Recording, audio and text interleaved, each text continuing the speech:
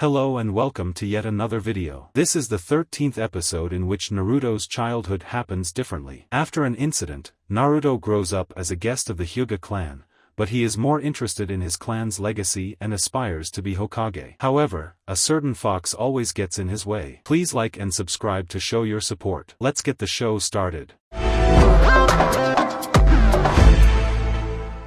Tenten growled as he warned Neji not to rush off.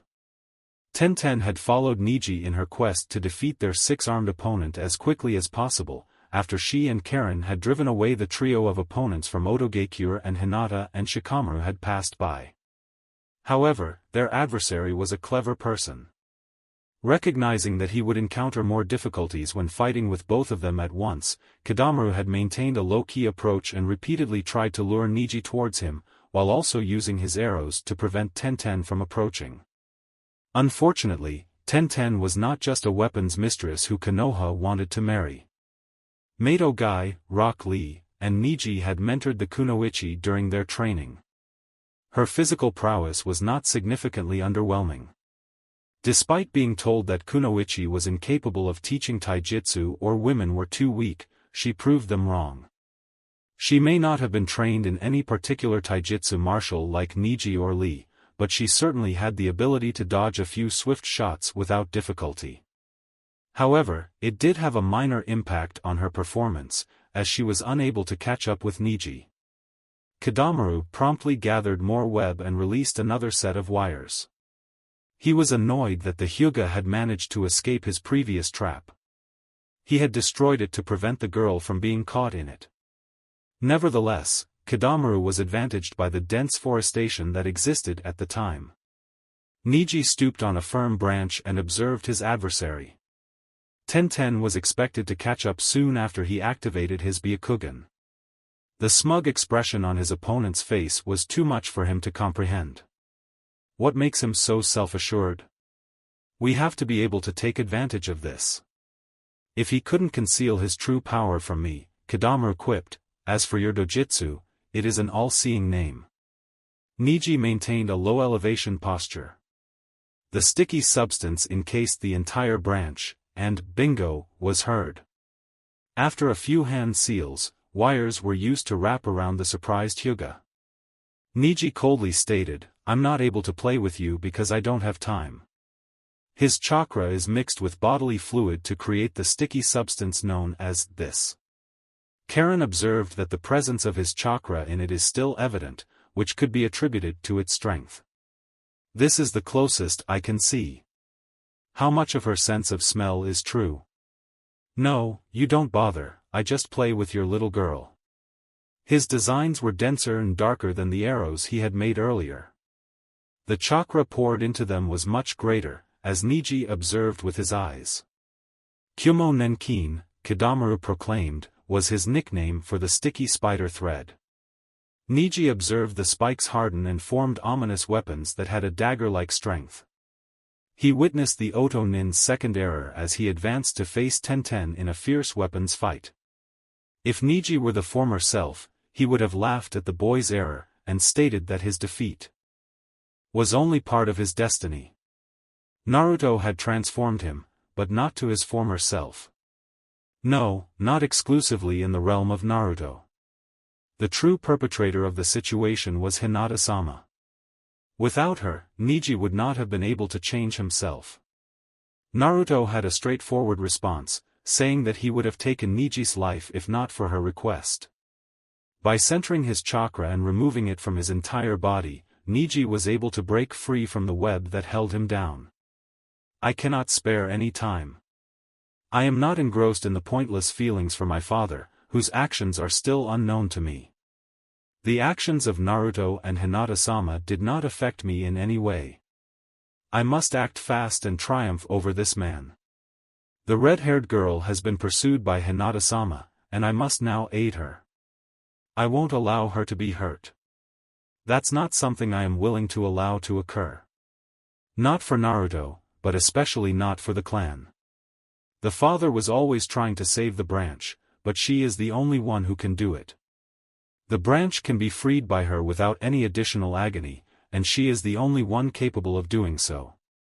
Tenten utilized her sword and tonfa to halt Kadamaru's attacks.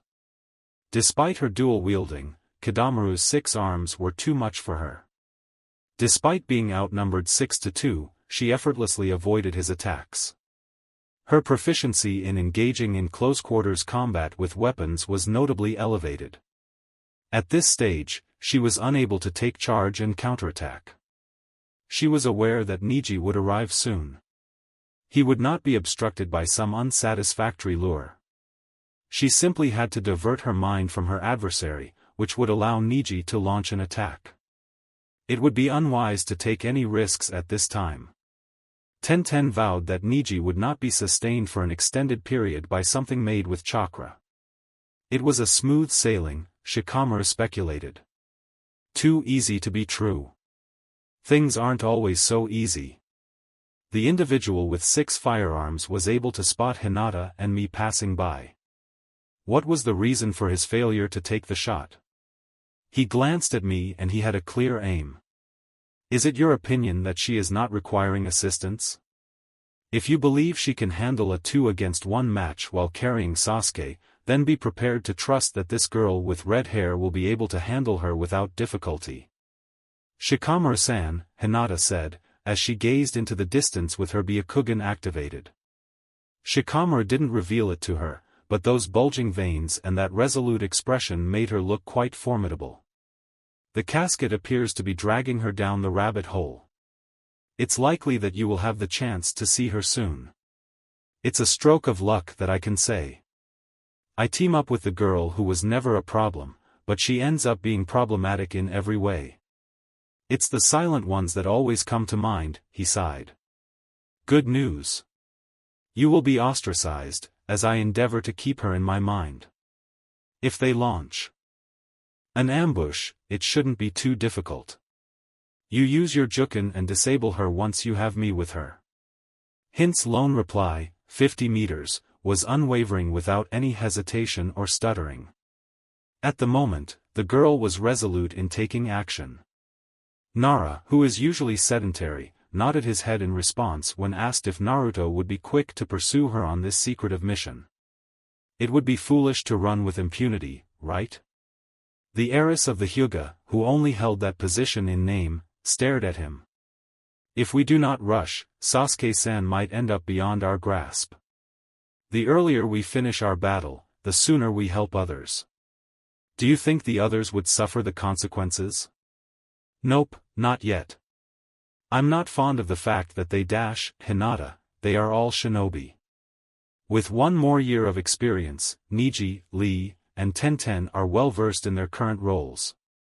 I don't think that Kiba and Karen would be put in a serious situation.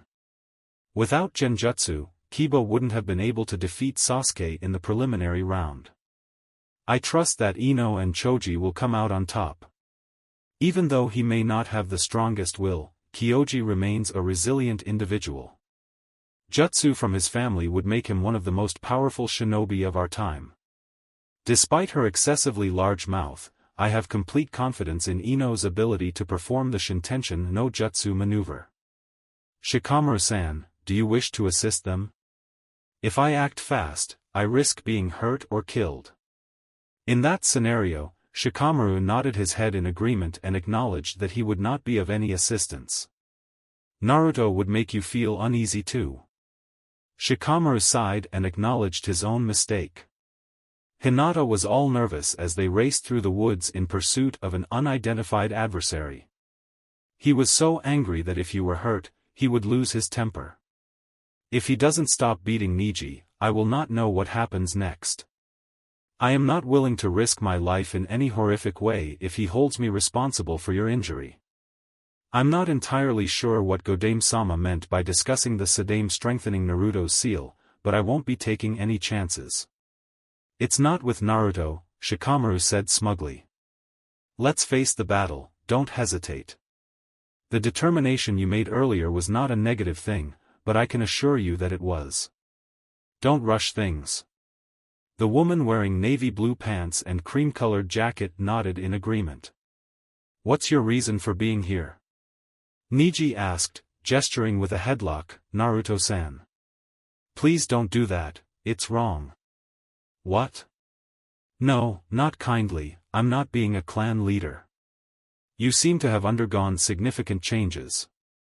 The person in the audience is silent, as Naruto's expression drew sweat from his eyes. The Godemi's words were uttered by you. With a soft smile, Naruto stated that the Sandame's assistance was beyond his comprehension. I am no longer plagued by persistent paranoia or anger. I experienced a sudden sense of freedom. My intention is to become the next Hokage and rectify all the things that Hokage has yet to do. Naruto's goofy expression was heard as he smiled. However, the expression was brief as he was aware of the reason behind Niji's approach. You're here because of the Hyuga clan, right? As Niji stated, I was approached, as expected. Indirectly, and through a person of the branch who did not act out of free will. I am monitoring his movements, but I haven't found anything that suggests otherwise. The only inquiry I received was whether I harbored animosity towards Hinata-sama and not anything else. If you had not found anything, you wouldn't be here, Naruto said with a shiver. I'm under the impression that you encountered something troubling, given your expression. There is no concrete evidence to support his claim, but there is a hint of confusion about him. Naruto's expression, Hyuga Hideo, he stated, with a grimace. Talk about a snake that can get slippery. I've been unable to find anything about him. Nonetheless, he has no doubts about his wrongdoing. Assuming you're not misunderstood, I recall hearing him instruct a member of the group to poison cinnamon buns. Despite my lack of discovery, I believe I misheard him saying that his grandfather was responsible for Hinata's murder. I'm not sure if the old man is to blame for what happened, but I can't determine whether he feels any wrong. Is it true that the Kyuubi make me feel like a Jinchuriki? As per Niji, it was a valuable skill. Naruto sighed, when the bastard took hold of me, I felt like there was darkness all around me, she said. I was made a security guard and became paranoid due to the experience. I always hoped that someone would attempt to punch me in the back every time I struggled to pay attention. Are you a part of the Umbu guard group? What's your answer? Your Byakugan may put you in a similar situation. Comprehending the truth must be just as much dread as it bears gratitude. Despite our training, we are still deceived by our senses. Due to my overwhelming emotions, Naruto observed Niji grimacing and noted that almost everyone has some darkness. The Hyuga is equivalent to none other than the aforementioned ones. As per your statement, you could observe the fate of an individual. I am aware that it is not solely your opinion that you think that. Your grandfather's arrogance is matched only by his level of intelligence. I think it's the most significant flaw that those remarkable eyes impose on you, the blonde quipped. Your senses may be impressive, but they can deceive you into thinking you can feel everything. It is impossible for anyone to feel everything. No two answers are exactly the same. We are always unaware of the fact that we have a blindness. Niji observed Tenten leap over the tree branches, heading towards him. I was surprised to hear that you had him, she remarked. He fashioned some sort of armor out of his webbed substance, Niji quipped, grimacing. I contemplated further thoughts upon reading Naruto's words. Even though his assessment was accurate, I thought I was a bit pompous. I am still displaying arrogance, no matter how much I say or write. I had the impression that I would swiftly defeat this individual and provide expedient help to Hinata-sama. I was left without vision as a result of it. I was blinded by my emotions. I have squandered my chakra in the hack Rokujion Shoku. What's the strategy? How would you go about confronting him in a close fight, and how proficient is he? Hyuga inquired. Tenten scowled as she asked, is that you? Now, there's another option. He's not very agile, and he doesn't possess the ability to run at high speeds. Even though he has 6 arms, it's still a challenge to handle. According to Niji, he perceived him as more of a middle-range fighter. He's a smart individual who isn't afraid to challenge others, rather than being aggressive. The most bothersome aspect is that this individual has been putting up such a strong resistance. Did you hear any explosions that were heard earlier? Tenten shrugged off the fact that they seemed to be distant. I speculate Karen threw more tags. Lee's fight at this distance is almost invisible to my eyes. These guys have the ability to augment and modify their capabilities in a specific way. Kadamura chuckled at the suggestion of bingo. The clingy web that emerged from his skin revealed that Niji's surprise attack had no impact on anything. Tenten said a silent, "No, not for the sake of good luck," before saying goodbye. Kadamura's eyes were opened in surprise as he was stunned by the detonation of explosive tags. Excellent mental ability. Niji stated with a smile that the armor was an excellent defense, but it also caused him to become inattentive to his surroundings. Tenten had referred to it as the Hyuga smile, which was a type of frugal smile. She had a smile that was much wider than her predecessor. Despite everything, they both maintained vigilance. This man was definitely not a typical adversary. As Tayuya turned her back, she whispered, "Son of a. One of the bright-eyed nerds is one of them. It's a great time. These fucktards are barely noticeable when performed by those with easy tricks. Was it just me or did everyone else die already? It seems more probable that those ludicrous individuals let them pass unchecked, leading to the usual indulgence of half-hearted bastards."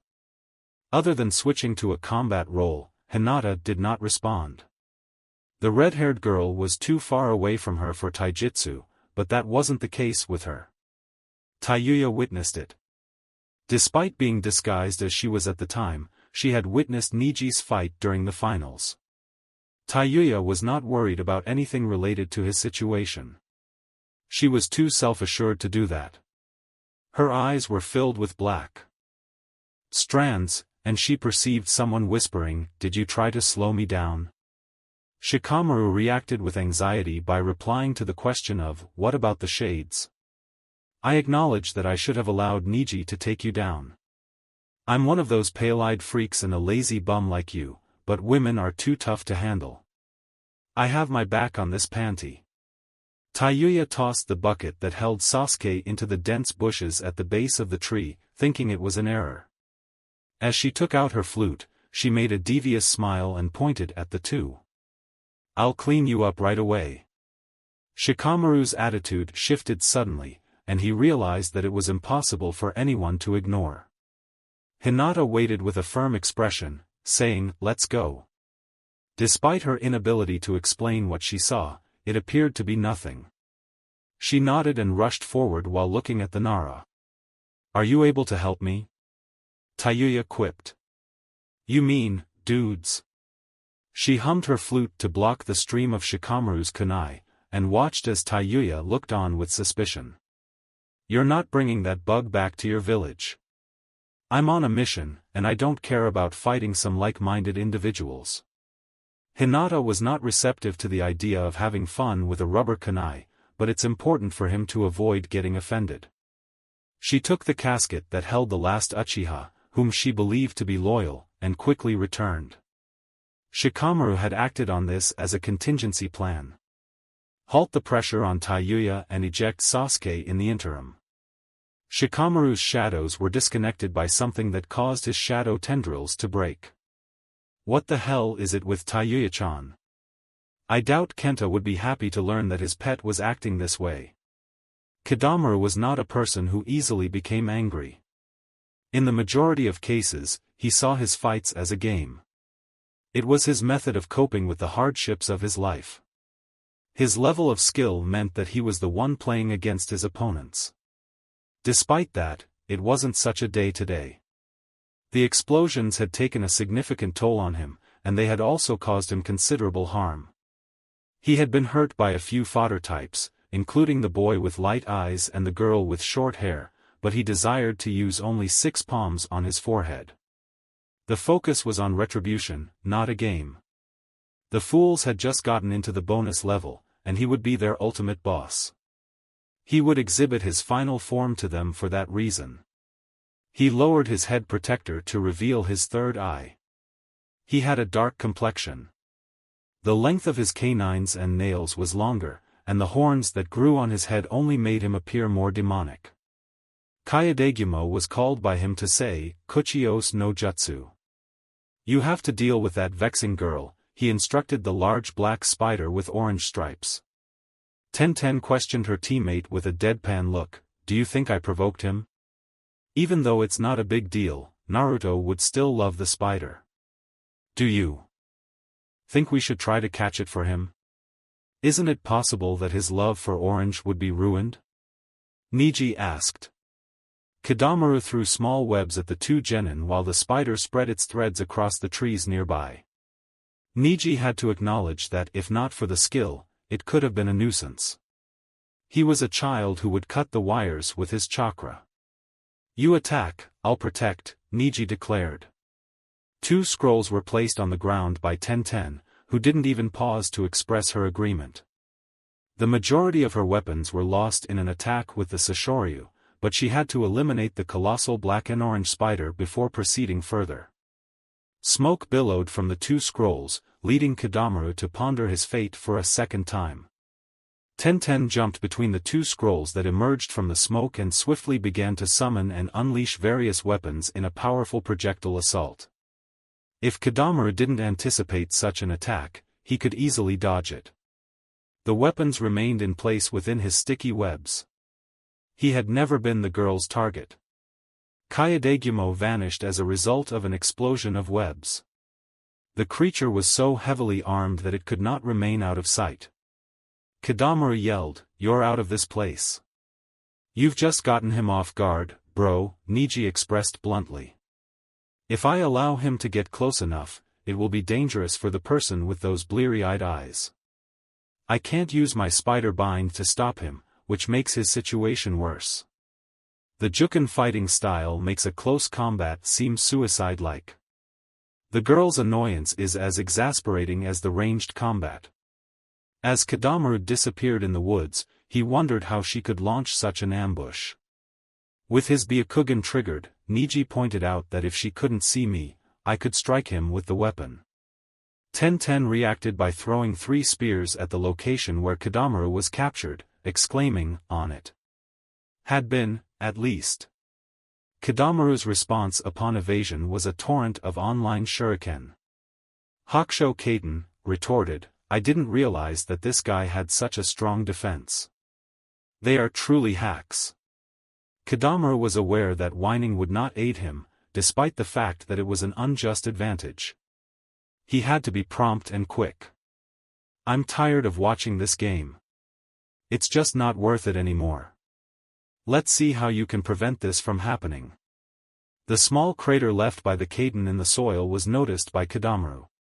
He was aware that Tenten could not be protected by Niji's defense from any obstruction. The Kumo Senkyo, with its spider war bow aimed at him, was the weapon of choice for Kidomaru's revenge attempt. The realization dawned on Niji that it was only a matter of time before Kakashi became famous. He'll be back on his feet. Tsunade sighed when discussing the serious injuries that Guy and his team could have prevented. "I'll take the team of liars who committed these offenses, but I had to send out 5 different teams due to some reason. I'm curious as to why there are so many people who disagree with each other, according to my sources."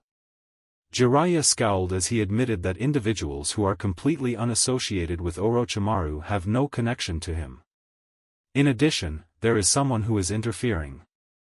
Is it conceivable that the other villages are also in pursuit of the last Uchiha? Or an individual from Konoha's territory? To be honest, I am uncertain. I am aware that I will need to verify my sources in the coming days. Inordinately. That's a topic for another time. The Aburame child who is in need of a place in society has not yet been interred. How is the girl? She's been through a lot lately, and I can't help but wonder. Her injuries are not the issue as it is with her. Her health will be in perfect condition once the paralyzing poison has been eliminated from her system. I have lost my parents before this, and then I lose them mentally, Jiraiya admitted. It's likely that I'll wait for her to finish the easy tasks before asking her out. I'm not familiar with the girl, but I can confirm that reports suggest her behavior is somewhat unusual. Nevertheless, when I recently checked on her, she expressed discomfort. After noticing her lip shaking, Jiraiya patted her on the shoulder and admitted that traumas can result in bizarre behavior. If the girl needs to be kept in the hospital, you could provide assistance and monitor her movements while also reducing stress. There's a chance that it could be of some help to you. Tsunade looked to her former teammate and current colleague, who was superior, even though she didn't want to reveal it. I'm not the same as before. It's strange how a child like this can make others feel good, doesn't it? You're obviously proud of yourself, Tsunade stated with a smile. And with good cause. The amount of strain the child must have endured is unbearable to me. Despite the circumstances, he was able to endure it all. He's my godson and I'm ecstatic. He'll be here for as long as I can, even though the seal is not yet finished. I still haven't fully grasped how this would have happened. It looked flawless. I'm curious about the completeness of what happened. Jiraiya's twinkle in her eyes indicates that she now finds the goofy kid back there much more captivating. He will encounter some challenges in managing the Kyuubi's chakra initially, but it will be a challenge. He will also be impacted by his experiences. Tsunade was suddenly rushed into the hospital by an Umbu operative, who said, "Are you still going to train him in?" "Hokage-sama," she yelled. The village witnessed the departure of a few genin from the population. "What's the matter with you, Godame-sama?" he asked. "The Jinchuriki. Both of them." Tenten stated to her teammate, Niji, who was too stunned to comprehend the situation. She observed Niji deflecting the powerful shot Kadamaru aimed at them. The Bao's strength was so great that Niji, despite having chakra-enhanced hands, had sustained injuries. Despite this, Niji's blocking of the arrow, as planned by Kadamaru, allowed the Otonin to move to a different angle with their threads. After Niji had blocked the first shot, he took the shot with a second arrow at the ready. Unlike the previous arrow that went straight at Niji, this one was fired from the side. Tenten, who posed the biggest threat to Kadamaru, was targeted. The Hyuga had no more time to think and went with his gut instinct. Tenten was pushed aside by him as he moved away from the arrow. The hole in his shoulder was inspected and she asked him, "Niji, what the hell is that?" He gave a sorrowful response, saying, "I'm all right," in an attempt to ease her.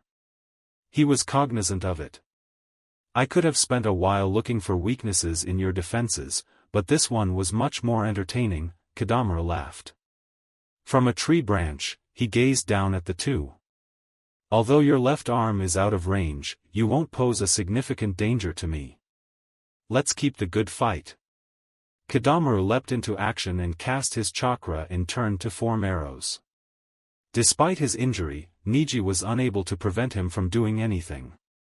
The sight of the spear cutting through the kunoichi's chest caused him to gasp in agreement and say, "Tenten, watch OU."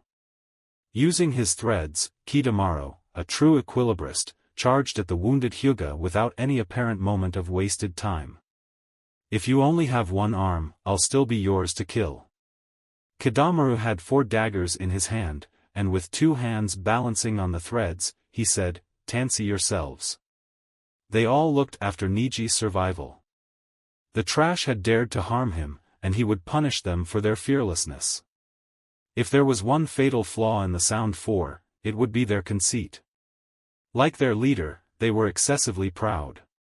Orochimaru's overconfident behavior was not compensated for by years of experience and a wealth of knowledge and expertise. Niji's left arm was still there, despite the fact that his right arm had been incapacitated by a large opening in his shoulder. Niji was able to avoid the right side of the road when his left side, which was already injured, was hit again. He resorted to his counterattack and quick thinking, aware of the amount of blood loss that was occurring. He wished to put an end to Kidamaru's life before he collapsed unconscious. Needing vengeance for Tenten, the blow to Kadamaru's throat by Niji with his soft hand caused more harm than any other knife in history. According to the Hyuga, the trade was a profitable venture. Upon hearing the words, Niji instinctively replied, "Duck." Just don't think he could remember that this was the voice of someone who had died.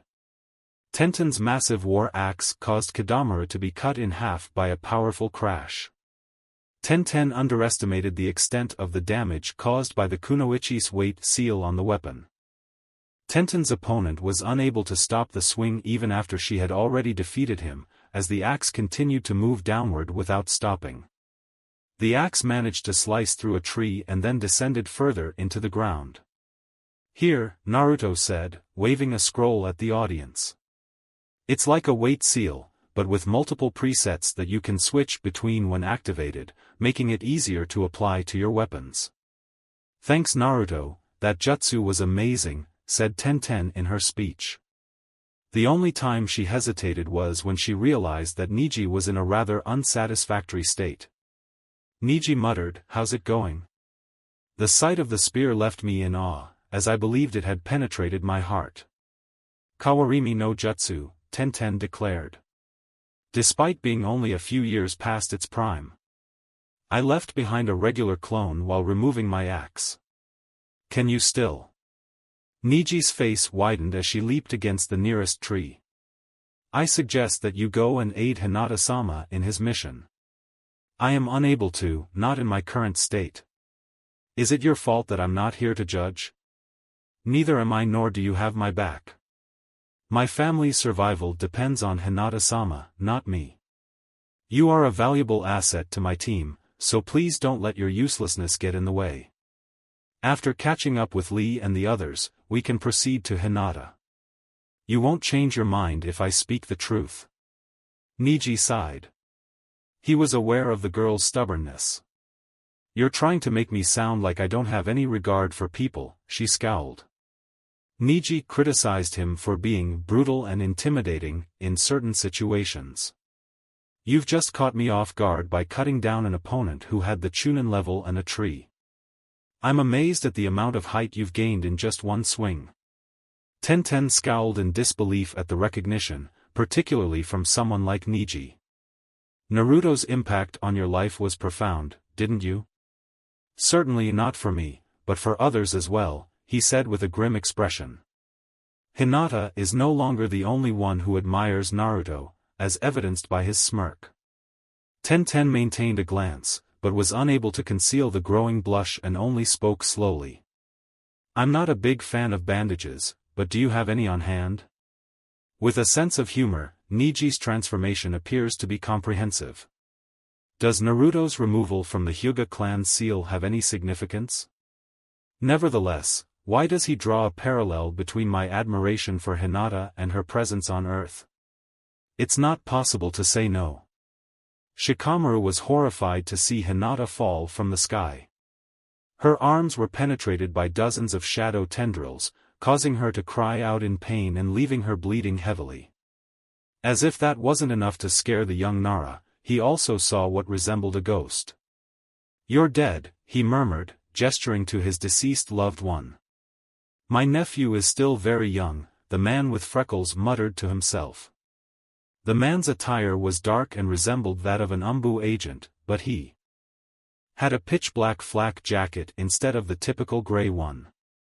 Nara, who was known for his smugness, admitted that her brother-in-law didn't believe she could teach her on how the world actually works. Taiyuya-chan urged the killing of these two to be made impossible. "They're your savages. I guarantee that you'll be assigned to Amor for a few weeks. You're at the age where he prefers his girls, so you need to make quick work of these foolish individuals.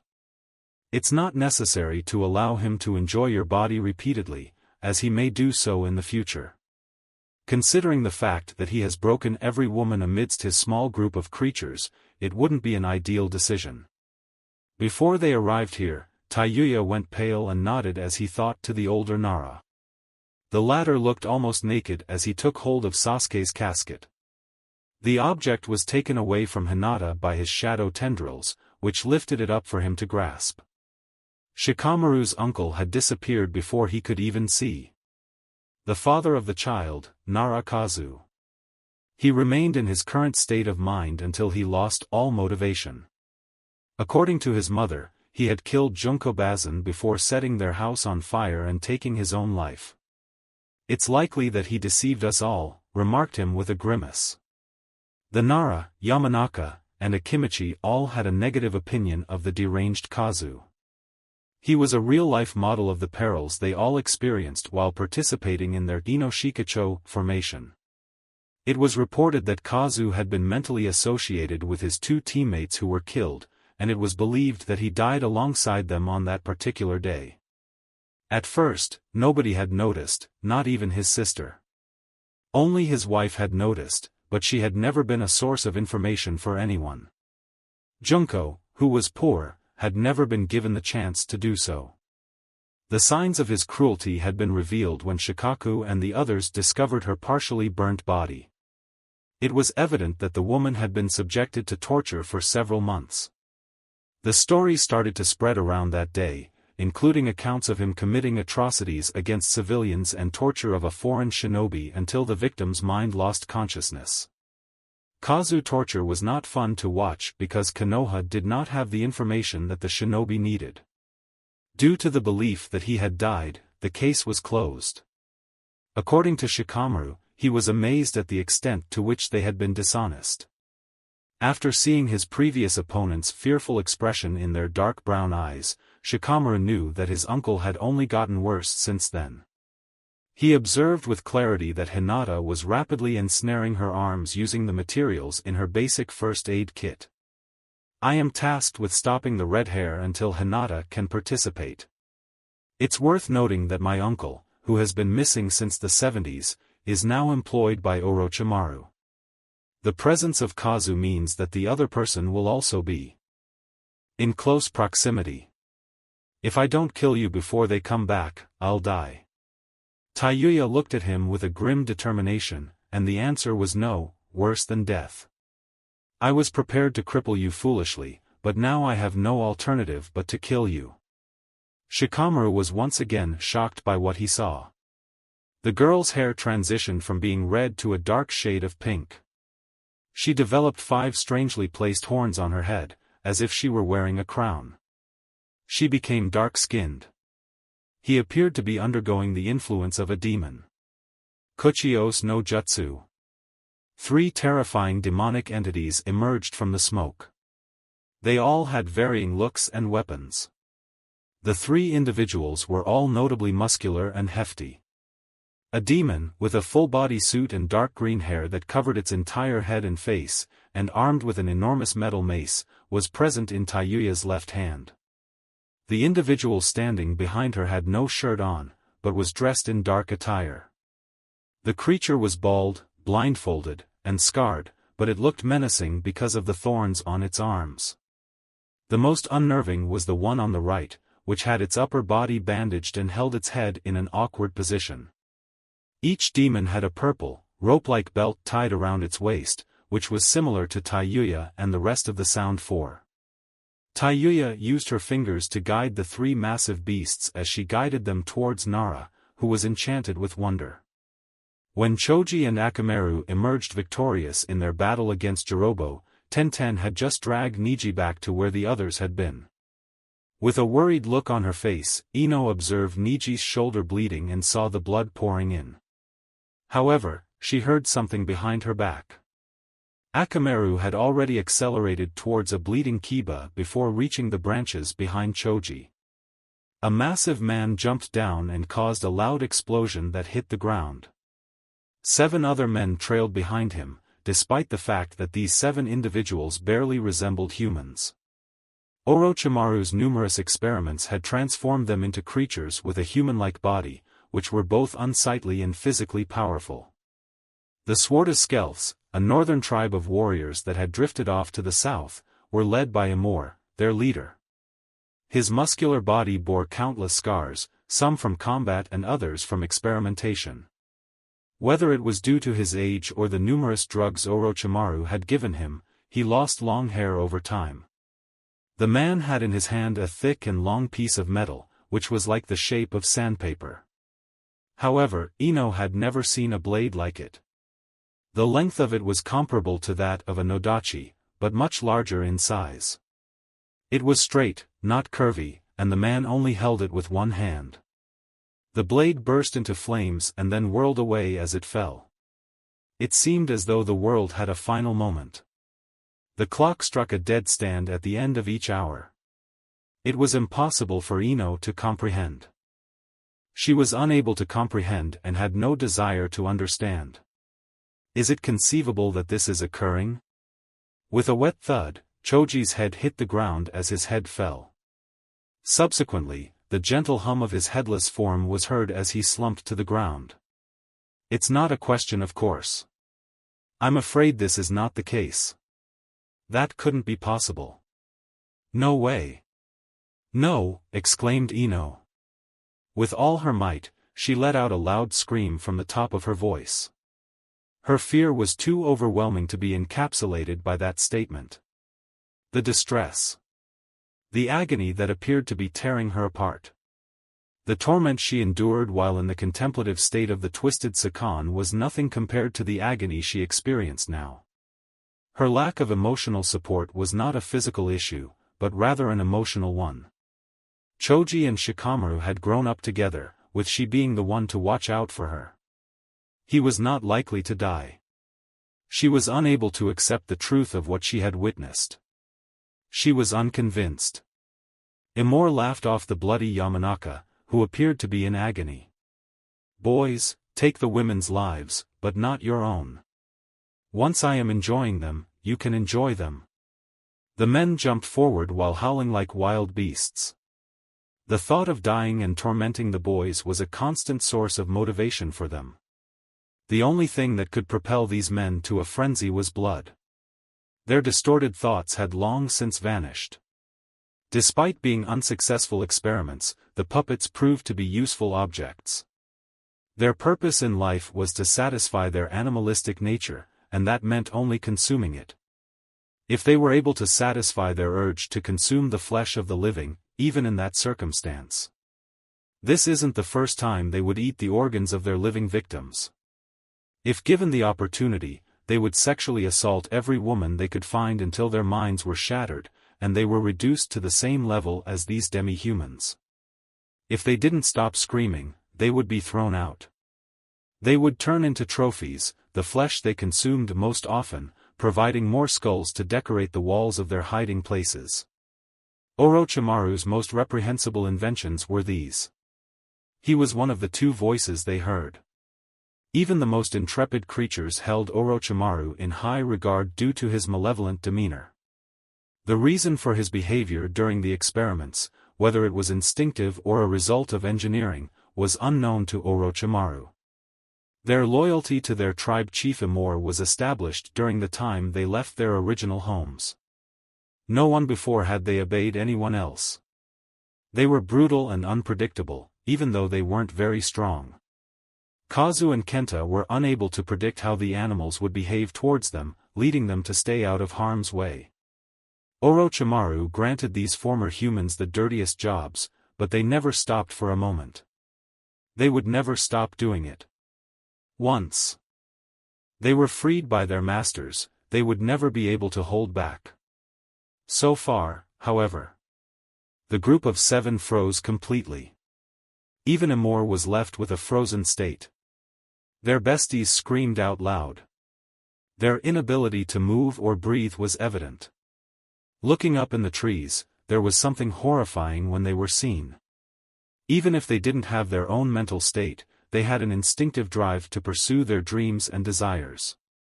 The instincts grew louder and more menacing. They scolded them, inflicted fear upon the people, instructed them to flee and escape from their miserable lives. The feeling of horror was so strong that they wished to flee and escape their past crimes. Fear was present as death was aimed at them. The crimson hue was observed, its fur shone like that of an animal. The creatures that dared to attack his friends, who had killed one of them, were the object of their attention. He wore a dark green short shirt kimono and matching pants, along with an oddly modeled flak jacket that he struggled to contain his anger. The blonde boy had his own flak jacket that was tailor-made to his taste, unlike the regular ones that had pockets at the front. He was attired in a utility belt that had multiple scrolls in watertight fittings. The boy had the symbol of his clan draped over his back, with matching symbols on his shoulders, showcasing his pride and loyalty in place of Imor and his minions. Uzumaki Naruto was the person of his choice. He had rushed forward, sensing that several malevolent chakra signatures were coming into view. His expectation was to arrive in time and intervene with those affected by these gloomy emotions. Naruto's level of darkness and humanity was lower compared to his previous understanding. Even though he was deranged, Orochimaru or Gaara did not feel this disgusting impact. After tapping into his chakra, he increased his speed to the greatest extent possible, but only to see Choji fall down in time. Shikamaru and Choji were the only ones who seemed to have a natural affinity for Naruto during their time at the academy. Hinata was the only exception, as those two boys had not looked at him with disgust. Despite his preference for solitude, he had perceived both the Akamichi and the Nara as a kindred spirit. This massive disfigured beast with his blazing sword had taken the life of Choji, a kind-hearted and fecund child. Despite Naruto's seal being restored, the Kyuubi were still consumed by the anger that had embedded himself in him. Although he was not affected by it, the chakra flowed through him, giving him strength and causing him to become so hated as Kyuubi. The suffocating terror that he instilled had rendered everyone immobile. Upon awakening from her catatonic state, Karen was terrified by Ino's terrifying screams and looked up at her bro in distress. Naruto's sudden disappearance prompted her to blink. A burst of blood greeted him as he returned to his hiding place. She witnessed the man falling just a few yards away from her. She had no idea that one of those 7 underlings had been so close to her until now. A significant hole was left in the man's chest by Renkuden, the drilling air bullet of Naruto. Nanabato? No, are you all right? His voice sounded grim with anger, but he was still in good health. The Kyuubi had not consumed him, as she had seen him before. The voice was not heard by him. It was still her brother, she said. Naruto was enraged. Naruto was frightened to the point where he thought it was their life, and felt a sense of anxiety that made him want to venture into the forests. He was more concerned about the individuals who were not present at the time, even though he wanted to eliminate every monster Orochimaru dispatched to them. His team's other members would soon show up and could easily eliminate this liar. I am confident that my sister and friends will be safe. With them protected, I must also locate and safeguard the other individuals who were significant to me. He was unable to think of Hinata due to lack of awareness among his friends, family, and loved ones. Choji's heart was shattered when he saw him. How did this occur to them? What caused their world to be like this? I am Kiba-kun, he said. I messed up, Kiba admitted, holding his hands in both hands. Nevertheless, I'll be okay with it. Karen, don't worry, okay? Karen asked as Naruto looked at the squeaky creature's wounds for a moment. Nechan requests that Kiba be brought back to the village. Bachan will rectify his situation. You were supposed to have escaped, Naruto, she blurted out in a grim tone. I apologized to Gaara, but I sensed something was off. You didn't make it alone, as Temari pointed out, she muttered. She lacked the Jonin-like stamina of Anko or Rado, and she did not possess the same level of endurance as Naruto or Gaara. As usual, my grumpy cat persistently demanded that I accelerate my progress. Upon seeing Choji's body, she gasped in shock and asked how we could expect it to end. Cat, I'm sorry to say that you didn't hear about the four-tail two-leg mistake. We were too late, Anko exclaimed, his eyes wide open, and he nodded in agreement. Unemployed child in shining light. Naruto disregarded all of them. He witnessed Neji, backed by Tenten, approach but did not witness his cousin. Niji was smeared with his own blood. What caused Hinata to not be with him? He was meant to observe her. Where is Nachan now? Shikamaru and Shenig have gone after the fourth and final Oto Nin who banished Sasuke, Kiba explained, taking into account that the anxious Uzumaki could barely give any response. Naruto's production in a similar way didn't aid her. Are you in love with someone else? Naruto inquired, smirking in wonder. Chie remarked, at the heights of Orochimaru. It's my opinion that we should hurry up. The enormous painted two-leg didn't arrive alone at this location. Naruto said, I'm going to leave these idiots in the hands of you. Get rid of them by wiping them off. Chie hesitated and said, let's wait, two-leg. It's not me, it'll be face two-leg, but I was the one who discarded huge eyebrow touchy legs and their strange outfits in Crazy Snake's touchless bedroom. I believe you have a right to know. Chie admitted that he had previously attempted to inform her, but it was not unexpected that you tried to avoid him. Afterward, she leaped onto Naruto's shoulder before the perplexed Rado could respond. To prevent Naruto's fall, she wrapped her long tail around herself and leaped into the air. Jirobo growled, not so fast, that's what. He was almost chakraless when he launched himself at Naruto, having barely managed to stand. The Uzumaki sensed the moment and the bigger boy grabbed him by his wrist and felt an unusual pull at his chakra.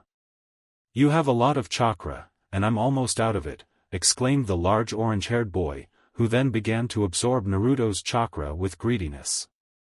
Be a modest person and let me drain you until you have nothing to lose but a worthless idiot, Naruto said softly as he pulled Jirobo's hand out of his chest.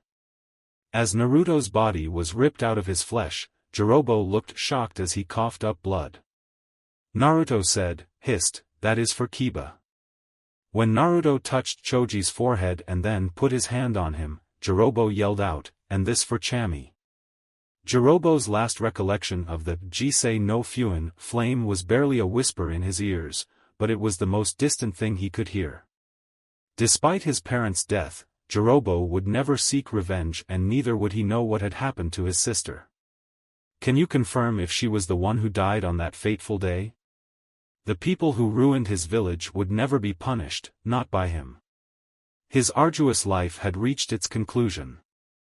The burning seal caused his head to catch fire.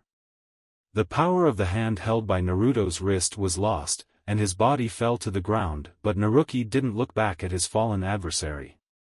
Had Naruto's experiments not caused Jirobo to change significantly, he might have discovered that his chakra was strangely familiar. Had Naruto or Karen not mutated his chakra so severely, it is possible that they would have discovered him. Those things were too late for them to be done at this moment. Orochimaru had corrupted him too much. Blood was not the defining factor for bonds. Jirobo was simply another fallen foe. Regardless of Naruto's knowledge, the seal he put on would not be effective until Jirobo is burned alive. Uzumaki Naruto's only predicament at present was with Hyuga Hinata. Did she survive? The sight of Choji's body had scared him. He had witnessed many corpses, but never any of his friends, at least not when they were killed in combat. His deepest fear was for Hinata to end up on the ground in that manner, drenched in her own blood. The world they inhabited was idolized, and their daily rituals resulted in the deaths of children. Was Konohagakure also considered a hero by Naruto? Due to the agony and insanity he experienced, Naruto could not bear to see it again. After escaping the Kyuubi's hatred, he realized the madness of his world. He contemplated if it was humanity that had propelled the Kyuubi to become the source of its current animosity, rather than just their inherent hatred. When did the story of Shino and Choji end? After he left, Naruto went in the direction of Chie. The Bakuniko's peculiar mood went unnoticed by him. He would not have realized that he still had the ability to kill enemies mercilessly, even after his efforts to remove the Kyuubi's might. Despite the demon's ability to intensify his emotions and silence his conscience, it was not the sole reason for his anger. Naruto was nowhere near the angry individual he was before Hiruzen repaired the seal. As he looked at the 7 remaining attackers and the condition of other inexperienced individuals, Gaara glanced back at his sister. Temari, lend a hand to those who need assistance. The task of returning to Konohagakure is assigned to all of them. Temari was taken aback by the significant changes in her younger brother, Gaara. He didn't seem to be surprised by how much his sister had changed in just 2 days. He had never done anything like that before, but he suddenly became a leader. Anko-san looked eerily familiar as Rado. He's been around for a while. What do you think about this guy? I'll follow Naruto, Gaara said, before disappearing into a sandy shunshin. Naruto, it is possible to feel hatred from others, but not from yourself. When Hinata interferes, one becomes reckless. He couldn't find a solution to the question, why? While Temari put the complete invasion at risk for his own safety. She was a person who would disregard the village's interests and prioritize my own. Had Suna recognized her role in the failure of the invasion, she could have been labeled a traitor. Konoha poses a threat to her safety as well. Why are they so intrepid? The answer, in his case, was literally on his face, but he couldn't fathom what it was: love. Gaara was unfamiliar with the concept, despite its significance to her. Anko looked at Rado and shrugged off his worries. It's possible that the mending of their seals caused them to lose their bloodlust. It's a shame that they were so much fun before. It's possible that they won't be able to forget their former identities, she said, with half of her statement being about herself and the other half being focused on the 2 young Jinchuriki. You witnessed Naruto's actions, didn't you? Rado scowled while looking at the burning corpse of Jirobo. Rado was ridiculed by Anko, who then threw a coin in his direction. What's your next move, mad girl? He shouts back, and reverts to his previous behavior of treating me like a prostitute. Anko chuckled. I'd rather laugh at his jokes than endure the silence. Heads, I'm the big one and you handle his underlings. Tails, get him and I'll handle the waist. For the first time, she made a bet that the daimyo's unattractive old mug would turn up. This is not a playful statement. He is proficient in swordplay, so I'll handle him. Rado sighed as he observed that the others were not equipped with weapons and may be incapable of distinguishing between the blunt and sharp parts of a kunai. Rado kept his eyes on their adversary, but he admitted to feeling slightly relieved when Anko's pout made him laugh. Anko was abruptly joking to herself when Amor's blade collided with the ground where she stood. Hey, I was picked by the big one, she said before revealing her victory, but Rado managed to use his Shunshin no Jutsu to move forward in front of her. With the help of his black blade, the Kakuto, Iman couldn't obstruct his massive blade without making a difference.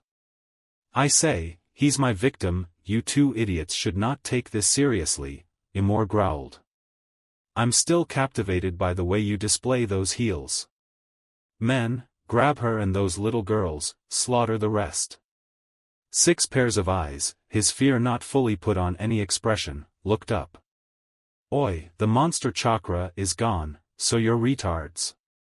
Snap it off. Leave me some pussy in that place. The earth-clad Rado slammed his fist in Amor's chest, causing the wind to come out of his lung and bring him back to life. In the meantime, Anko sighed in disbelief. He squanders all the fun, leaving me with these unattractive young men. It's a good thing there are 6 of them.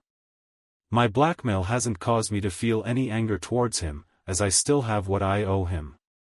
You are the ones who have been called upon to test Orochimaru, right? The purpose of this was somewhat insignificant. With only Kawarimi no Jutsu, Anko was able to beat the mindless grunt and put an end to the unrelenting jabbering. The pair smashed a dilapidated wooden log, while Anko emerged from the shadows behind another of the brutes. The 4 kunai flew and hit their targets. The wire that was fastened to each of the 4 kunai, known as Katan, Ryuka no Jutsu, fire release, dragon fire technique, was punctured by 4 fiery projectiles.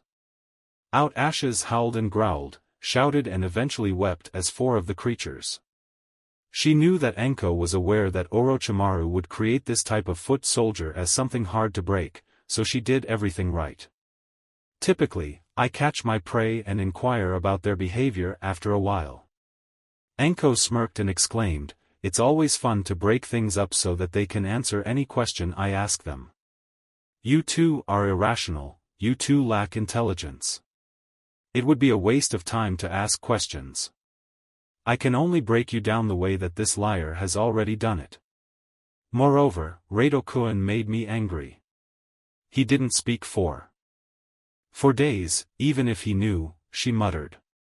Following the capture of one snake and tiger hand seal, Anko proceeded to move forward. Anko found it fitting to use his own jutsu and kill her former sensei's waist, which was described as tsunaijushu. The left sleeve of her overcoat was punctured by snakes, resulting in numerous bites. Despite their ability to fight off almost anything, he and his colleagues found the combination of lethal poisons to be too much. There was no doubt that Anko held a kunai to his throat. Whether the woman did it to ensure her son's death or for aesthetic purposes was unknown to the watching genin. Despite Anko's odd beliefs about beauty, they were aware of her preference for blood after passing the Chunin exams. It is highly likely that the remaining untamed warriors would remain unaware of any of this. He recognized the perilous nature of the Tokubetsu Jonin and turned his attention to Karen, who was in close proximity to him. His black-painted body was slumped down, and his eyes, which were red, rolled up. With the exception of his right arm, which was hurled towards the other side of the clearing. Although Karen's tags were not as effective as Tenten, they certainly had the potential to do so. Despite being shell-shocked by the grisly sight, Karen would not be able to comprehend how Anko could simply shrug off the scattered remains of their fallen adversary for months. However, the Tokubetsu Jonin had other concerns. She was aware that Naruto delegated the fight to them, as he cared about Hinata's welfare. It was evident that she had sought retribution against Choji. Her observation of the big guy was that Rado would be able to handle it, just like her fellow Tokubetsu Jonin. Despite the common belief that Tokubetsu Jonin were inferior to actual Jonin, Anko was aware of this. The rank was not given to her because of the cursed seal left on her by Orochimaru. It was determined by the examiners that it was too risky to assign someone with such a burden such extensive duties. Despite her superior skills, Anko was aware that there were only a few people in Konoha who could take down her. Her skill was of little importance, but the opinions were not in her favor. The reasons for not being promoted to Jonin were entirely different from how Namishi Rado was chosen. He had been offered the job, but declined the offer instead. The position in the Hokage guard platoon, also known as the Goai Shotai, was chosen by him and Genma. The position would be in conflict with the requirements placed on a Jonin. It was not possible to take long-term missions, which primarily involved A or S-ranked missions since their bodyguard duties were of secondary importance. Jonin was not authorized to act as military captains, which meant they were not subject to the same conditions as bodyguards. They were obliged to stay with the Hokage, whose sole purpose was to ensure their own safety. Did anyone in Konoha find his lower position to be a joke? Namishi Rado was the only person in Konoha who could claim to be proficient in assassination. Anko smiled, as it is with him. Anko shifted her focus to the rookies. Blondie, can you see Hyuga? As for him, I strained him, Temari replied, wiping Niji's blood from her hands. Despite Tenten's assistance, she did not possess the same level of medical knowledge as the Kunoichi from Sunagakure. Tenten has the ability to bring him back home. I'll take a look at the youngster wearing green. Ino's chakra is completely scrambled, but she should be able to move without assistance. She won't be able to fight or jump through trees in the usual way, but she can still run.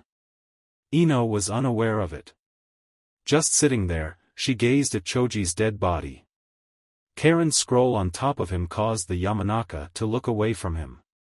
I'll unlock Choji-san in my scroll. To bury her son properly, Karen swallowed her tears and decided to take him home. Good thinking, Anko exclaimed with a smile. The bashful girl possesses the bravery to approach her friend's lifeless body. There have been cases where individuals who witnessed their friend's death for the first time retreated from this. Kure-chan has some really interesting students. It's possible that I shouldn't lose my candidates quickly if they try to join the genin team. I could give them a fair chance. The sensei thing is more entertaining than I expected. Anko informed Kiba that he would administer hemostatic drugs to stop the bleeding. Your girlfriend can take you home with her. Karen is not included in the list of characters, while I was not.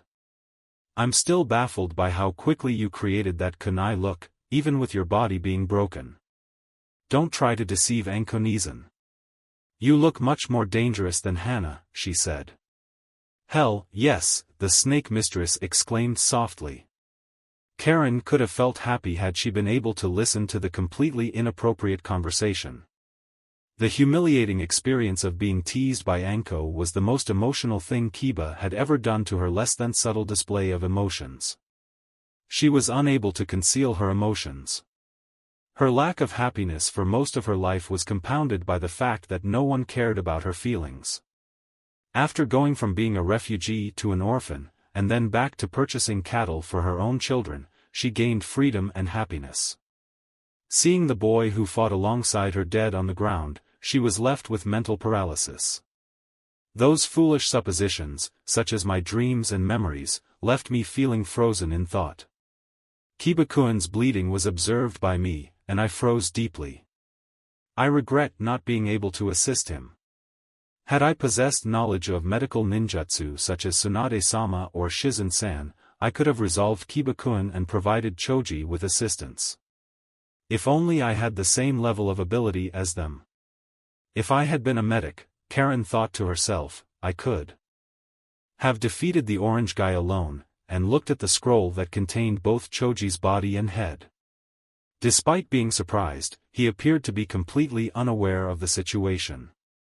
I don't think he felt anything, but at least a sense of relief. While observing her shaking hands, Karen bit her bottom lip and tried to hold back tears. She didn't want to be weak anymore. She loathed her ineffectiveness. Kurenai's efforts to train her were in vain, and she would never complain again. In fact, she had plans to ask Shizun for more training. She had a soft spot for that young woman among the few people she respected, but also relied on her trust. Although Tsunade had more power, Karen did not think the Sennin would be an effective teacher. Furthermore, she aimed to become a healer. She didn't require that inhuman strength. In battle, Karen would trail behind her brother. Although she may never match Naruto's skills, her clan was the only ones that could be used in Fuinjutsu. She had the choice to control them or perish in her endeavor. Karen hesitantly went back and read Choji's scroll. I want to say sorry, she whispered. I'll become stronger. I am resolute in my commitment. I apologize and say, this is unacceptable. Shikamaru expressed her dissatisfaction. Why can't you just give up like a rational person, dearly bothersome woman? Remember those ludicrous individuals, and relinquish them. You may be smart, but that doesn't mean much, Taiyuya said with a giggle. I possess the chakra and am ready to release you from my grasp within a few days. On the other hand, I must acknowledge that your little deception was a bit precocious. It's conceivable that not all individuals in Konoha were considered trash. The ugly ones are always the most troublesome, Shikamaru sighed in frustration. You're so dumb, huh? Shikamaru asked, looking flustered. She is skilled, but her pride and excessive emotions make her easy targets. Good. There is still time for me to complete Hinata's summons before she complies. Despite her efforts to keep herself distracted, she seems to be losing momentum from her anger. I was fortunate enough to have sufficient chakra to finish the binding. I would have had to contend with those enormous summons if Hinata had not been present. I won't be able to maintain it for an extended period. It is my desire that Hinata can overcome them soon. Shikamaru's fight left Hinata unresponsive, as if she had been preoccupied with evading attacks for her entire life. It kind of did, in. After all, the Doki were never brought here to have a cup of tea with her. Also, Hinata was without Ryokucha, green tea, and they would have gone mad themselves. The Doki were much quicker than Hinata had thought possible. The monster-like beasts were conspicuous in their strength, but their swiftness demanded Hinata's complete training to keep navigating through them all. The fight could have been won without her physical injury, but Nara's shadow tendrils caused her arms to be pierced in multiple locations. She had already learned a few valuable life hacks from Suzaku. Hinata's opponents were sometimes targeted by her bandaged arms, but the demons managed to ignore her movements. I acknowledge that I am not yet at the top, but Suzaku-sama was right about everything. My chakra signature is hidden in combat, making it harder for my opponents to pinpoint where I am. It was surprising to me that no one had the capacity to feel the chakras of others, even in slight amounts. I am unsure of the interpretation of her statement that chakra was intended to connect. Being unable to detect the opponent is a significant weakness of combat, especially in high-speed situations. The Sharingan is the only one that appears to be fast enough for an Uchiha to rely solely on its eyesight. It's unfortunate that I can only do this for brief periods of time. The skill Suzaku was imparting was extremely beneficial for her. The magnitude of its usefulness surpasses Hinata's initial intuition. This is a simpler way of hiding my chakra than it is to suppress my own. The Suzaku-sama's revelation to me seems to be a fragment of her chakra. It is my practice to use it solely when I am not using any of my own belongings. It is strange that she has the ability to do something like that. How does the chakra refill every time? Is it impossible for the regrowth of the energy in the air? Her lack of self-enhancement was like ceasing to breathe, so she could only refill it in short bursts. Despite her wounded state, those bursts were effective. Her arms were severely impeded by the numerous punctures that plagued them during intense close-quarters combat. She was unable to strike with the appropriate power. Taiyuya's current incapacity to manage the trio of ogresers was not a disadvantage. Without the pink-haired Kunoichi's guidance, the Doki were running away and playing in their own private world. If they had fought in coordination, Hinata would have quickly left the battlefield. The ogre, who was carrying a club, lost touch with her for 10 seconds. It was only when Hinata appeared next to him that the creature became aware of her presence. Her palm, which was covered in chakras, had already hit her head when it began to swing the club at her. Hinata smiled briefly amid the smoke as she stepped back into the house. I successfully completed the task, but now I must overcome both giants and save Shikamaru-san before he loses his chakra. I believe it's more logical to move on from them than to attack them. Now that there are only 2 left, I am able to do it. I am not confident that my chakra will be enough to defeat these monsters and bring her down. Her moment of joy was short-lived due to something grabbing her. Despite the agony, it was too strong for her to break free, and the strain on her injured arms made her feel nauseated from the discomfort. Unlike Enko, Namishi Rado was not known for his tendency to play with opponents. With a screeching noise, Rado pulled his black blade. The blade, labeled Kakuto, was coated with a blend of deadly poisons. It was in line with Rado's preferred fighting style, as it was silent and effective. A single strike can bring about the end of an opponent. Currently, it was not significant in any way. He preferred to strike from the shadows, but this was not a fight of that nature. He opted for intimidation as a means of protection. Despite the scarred man's finesse, his formidable adversary was a brute in true sense. There was some irony in the situation, as the man with the black-painted body was confronting a man wielding a black sword, but Rado wasn't particularly interested. He felt a sharp flick in his nostrils. Immortalizing the man's smell, which he claimed was caused by body paint and his lack of bathing in the past decade, Imor wondered how the scantily clad woman had sent 4 of his men away. The remaining members of his tribe were still alive, but Imor was aware that the men had passed away many years ago. As Kenta had previously assured him, Imor obtained power from Orochimaru. Despite constantly changing his body, the Sannin was careful to maintain Imor's mental stability. Unlike his tribesmen, who had all fallen, he was lower than any animal on the planet in order to perfect the cursed seal. Previously, the black paint was a source of pride for his tribe. The evidence indicated that he was the commander of the second most powerful group of soldiers his isolated island recognized. In recent times, the black paint has obscured most of his scars. His pride and the loss of his men and hair were both rewarded by him becoming stronger. Kenta's actions will result in his death, according to the statement. My men were fated more severely than a narwhal in captivity because of his deceit. The fucking bastard, Orochimaru-sama, gave me more power if we were successful in the mission. I will seek retribution after today. I'll head back north once more after robbing that bastard. The island will be my exclusive domain, and the Hirthaganatos will have no chance with me. Nevertheless, I must first eliminate this weak maggot that hobbles around like tiny trees. Imor revealed his unclean teeth, confessing, I don't know who or what those kids are, but I'm glad they departed. Their chakra was eerie to say the least. It's a breeze when you only have 2 of us, making it all too effortless.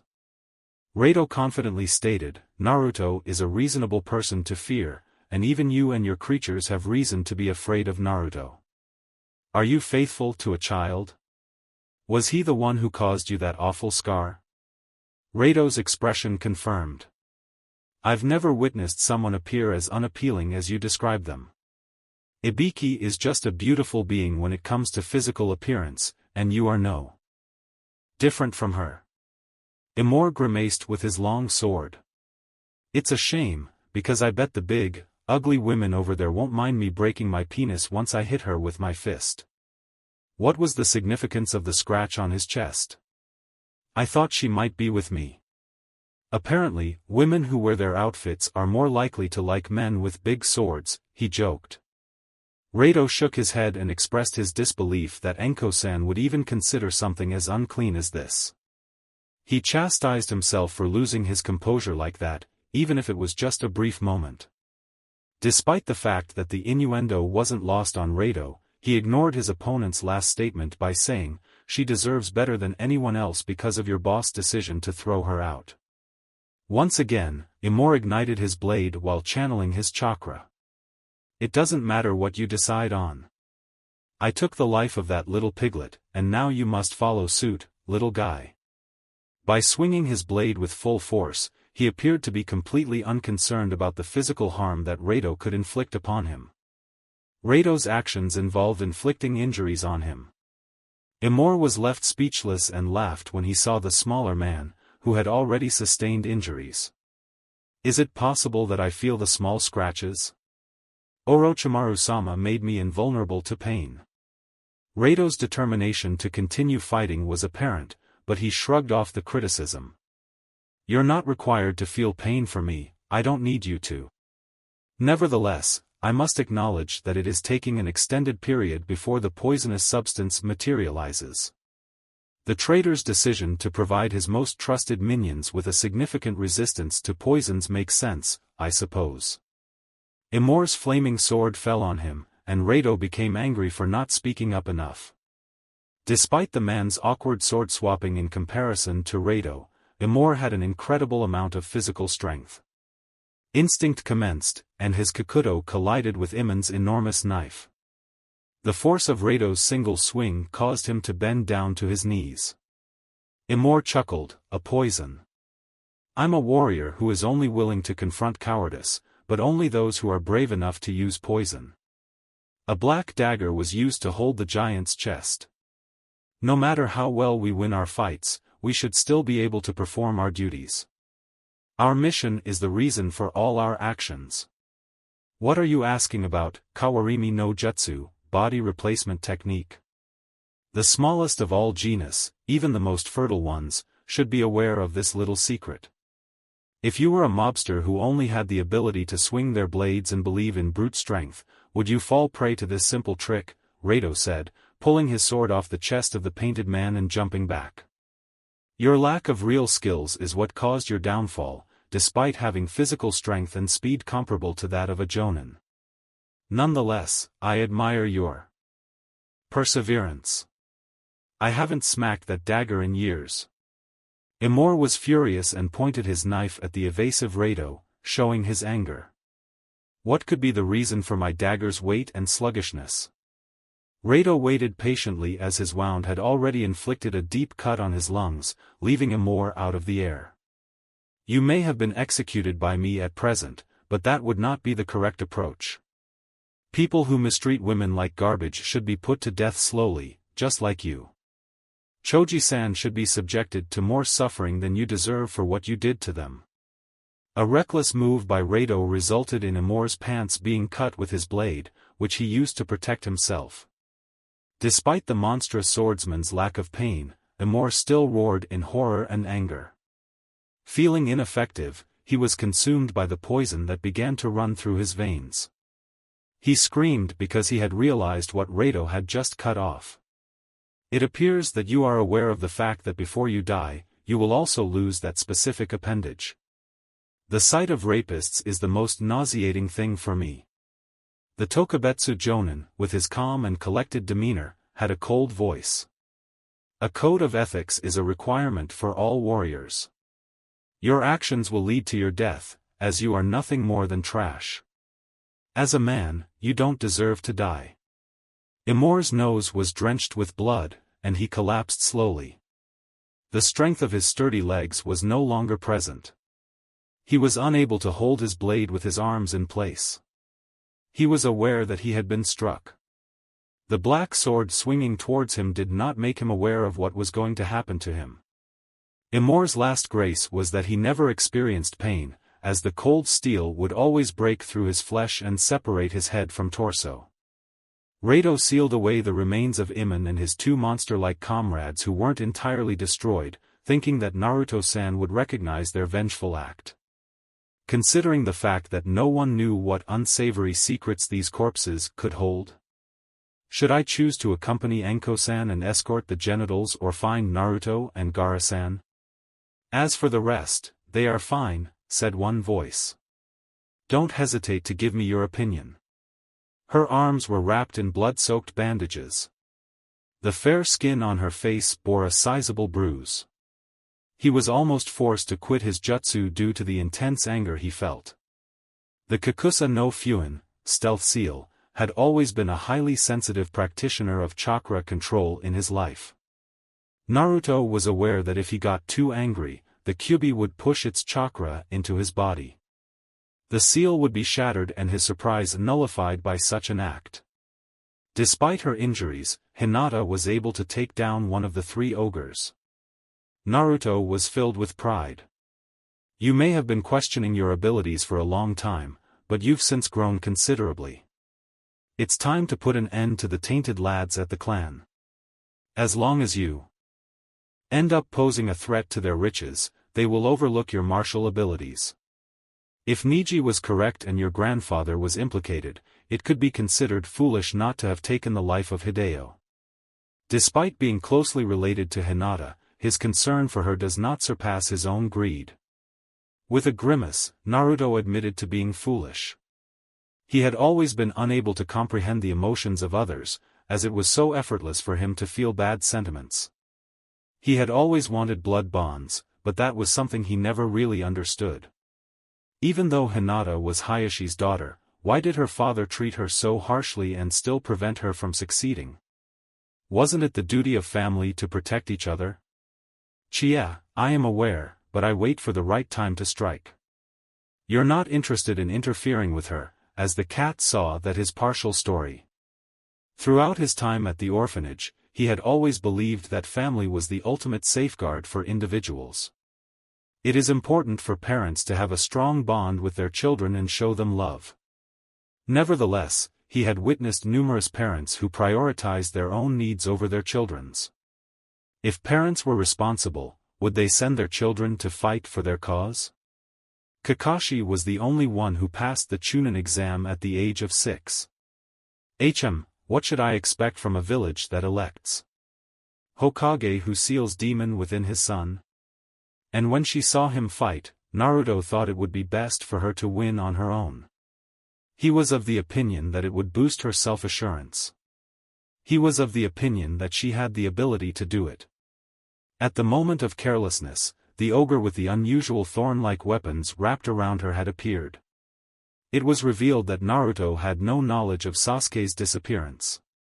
He had recently left the village to find his friends, but was mostly uninterested in the Uchiha game. Seeing Choji's death filled Naruto with horror, even though Karen and Kiba were in good health. Despite being kept in the dark by Naruto, Haruki's passing left him feeling devastated and like a father to Naruto. Hiruzen's actions were reminiscent of those of a grandfather. Both Haruki and Hiruzen were seriously ill. Despite their significant impact on Naruto, their deaths were understandable and somewhat natural. Their time was numbered and their lives were in danger. They were prepared for it, made a deal with it.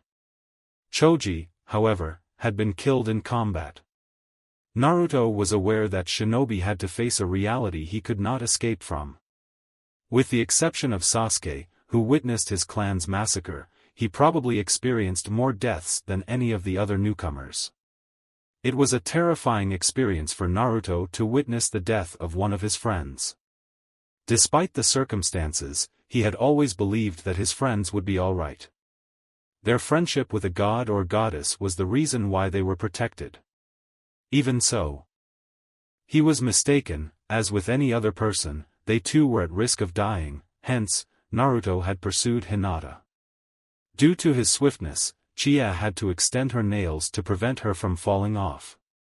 Naruto had scouted Hinata in quick succession, and after feeling aggrieved by his initial reaction to her injuries, he was relieved.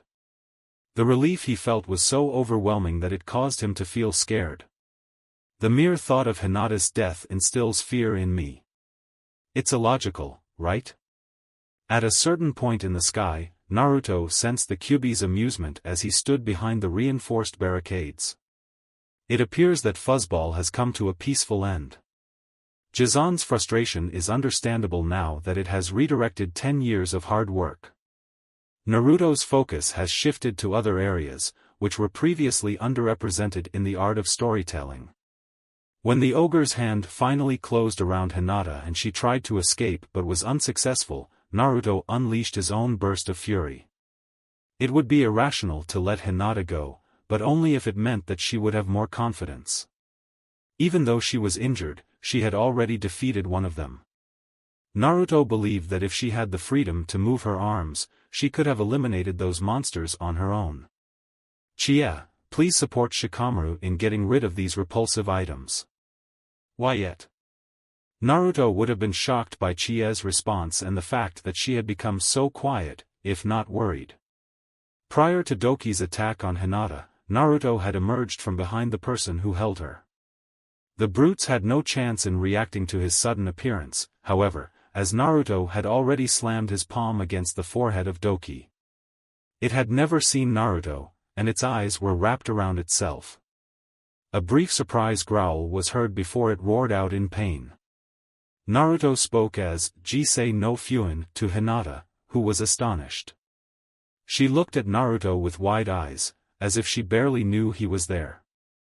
Naruto's answer to the question, "Do you know what I said?" was "En Naruto-kun." He completely disregarded the howling monster in front of him. He was too happy to witness the creature alive to be concerned about it. In spite of this, the creature had the courage to scold him. After holding her in his arms, Naruto jumped back to avoid being caught by the bandaged Doki. Angry, he looked at his clone who then watched him lose his mind. "I had the impression that you were responsible for looking after him, but he didn't. Is she safe?" "No, you're dangerous.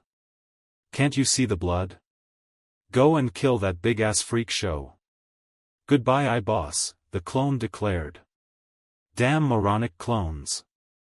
I think it must be the Kyuubi's chakra that harms their brains, Naruto said.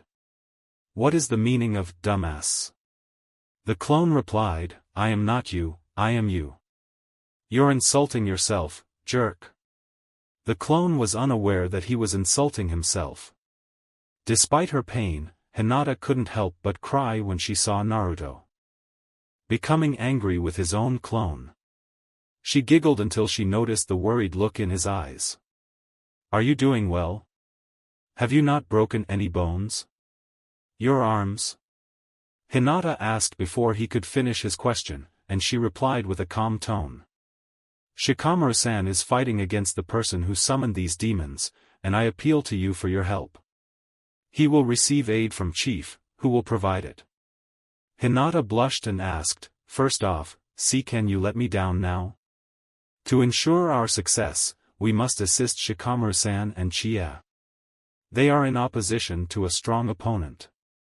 Naruto answered with a hint of suspicion, saying, no worries. He had completely forgotten that he held Hinata in such a way. How strong is he? She possesses strength and endurance.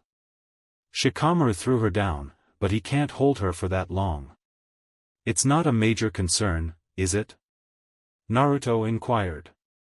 You're prone to running around like crazy, Gaara said calmly, but Naruto could detect some irritation. Although Gaara was not much slower than him, having to find his fellow Jinchuriki after the blonde disappeared from sight had probably disappointed him. Naruto was oblivious to Gaara's actions as he concealed some of his chakra-based sand in his pockets. Naruto's tracking would require less time and effort in the future. Sorry, Naruto said with a sheepish grin. Choji's death, Gaara sighed. I know, she said. Where can I find Uchiha?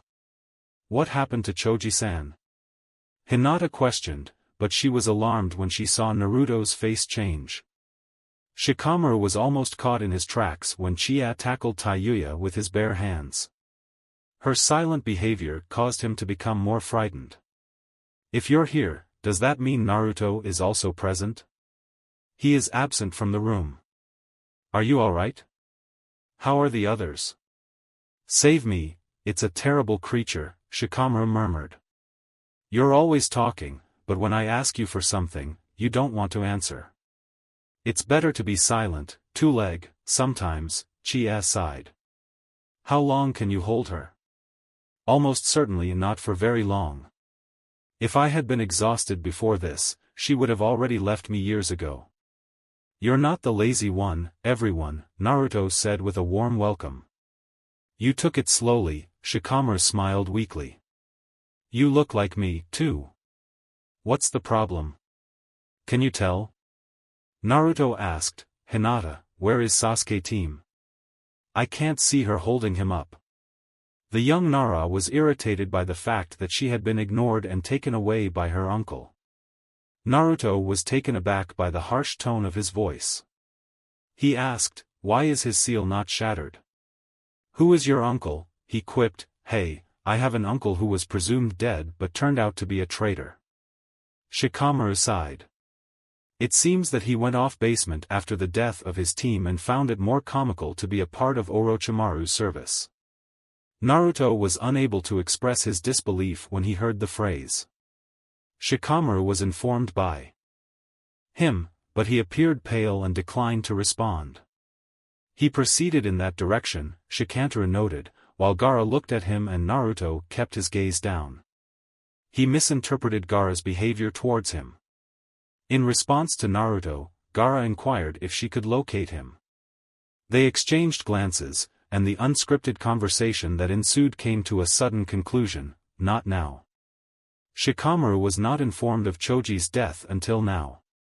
Naruto and Gaara were unable to communicate with him, and they did not want to cause him to panic in the middle of a battleground. Alright, I'll manage my business here, and we can start meeting up soon. You mean you can't do it all by yourself, babes? Taiyuya quipped. You must have a desire to die. Gaara shrugged off the message of catching up soon and proceeded to leave in his authentic version of the Shunshin no Jutsu. Naruto told Shikamaru that he should let her go, as the exhausted leader of the army. But it won't make much difference whether she can move or not. She has departed from this world. The pure and unrefined hatred that Naruto was voicing left Shikamaru slightly taken aback by the extent of their misery. Hinata went backwards as well. Consequently, he followed his deeds. Despite the girl's abilities being doubted by him, he had no doubts about Naruto'll emerge victorious in their fight. Once her restraints were no longer in place, Taiyuya wasted no time. She played the melodious tune that caught her opponents off guard, holding her flute to her lips. Hinata and Shikamaru's collapse after experiencing the horrific torture within her illusions brought her a sense of relief. When Taiyuya saw a talking cat, she frowned and said, "Kai." The two were held in illusions, but the creature was able to break them. The blonde boy wearing green faced the girl with dark blue hair as her last adversary. "I almost forgot my oath when I saw her alive," the blonde whispered. He was suddenly enveloped by a dense, massive, and menacing chakra. Taiyuya's view of the crimson eyes with animal-like pupils through its slits left her in shock. The girl, with red hair and a blonde freckle, exclaimed, "You're my friend, you guys. You were the one who defeated Suna's demon." Naruto screamed, "Gaara is not a demon. If you insult my friends, kidnap an Uchiha, and injure Hinata, I've had enough." Shikamaru approached Naruto, but was stopped by Hinata as he ran towards him. "Don't be too hard on yourself. Naruto-kun remains the ruler of Japan. He's very angry," she stated with a somber tone. Despite being aware of the fury of Gaara and Naruto, she was incapable of explaining to Shikamaru how it could be made different from what they had previously expressed. In what way could she disclose the passing of her dearest friend? The Kyuubi, meanwhile, is rendered incapable of doing anything after the seal was broken. Naruto proceeded to split them apart. "Return them to Konoha, if you're feeling like saying. My plan is to eliminate this loner and then go back to finding Gaara. Do not attempt the two-leg set, as it may come across incorrectly. Matiki, Mugen Onsa, demonic flute phantom sound chains." Taiyuya resorted to all her chakras in an attempt to seize Naruto as she no longer holds back. The cat summon arrived with him, and the other two are not a concern. The cat will become extinct if I attack him. How was it possible for Doki to have their asses whipped up so easily? Naruto noticed Taiyuya's chakra interlaced with the sound of her flute. He was gripped by it, causing him to lose his sense of direction. His surroundings underwent a transformation. Unable to move, the world was filled with dreadful dreams of agony, of utter misery and distress. It felt as though his skin had just melted for a moment. Taiyuya's wide eyes saw that the blonde began to smirk. "Excellent. The genjutsu maneuver of Kurenai-sensei is so challenging that she barely manages to hold me in her grip. Being near her level of skill is a waste of time for someone like you." Taiyuya gasped in response to the question, "How did you manage to escape? It's implausible why this isn't happening. You're so cute, you want to start a pissing competition with the strongest bijou and the most chakra." His laughter was devoid of any genuine eroticism. Taiyuya was terrified to believe that her most powerful illusion was simply a joke, as it scared her. The Kyuubi's influence prevented him from breaking it. Despite being nearly exempt from illusions since receiving the Gekihoko, he was not about to reveal this to her. "Whenever the Kyuubi tried to flee, I felt a boil on my skin. Is it your belief that a small amount of pain would hinder my progress? You are as foolish as that fat moron who I burned a little while ago.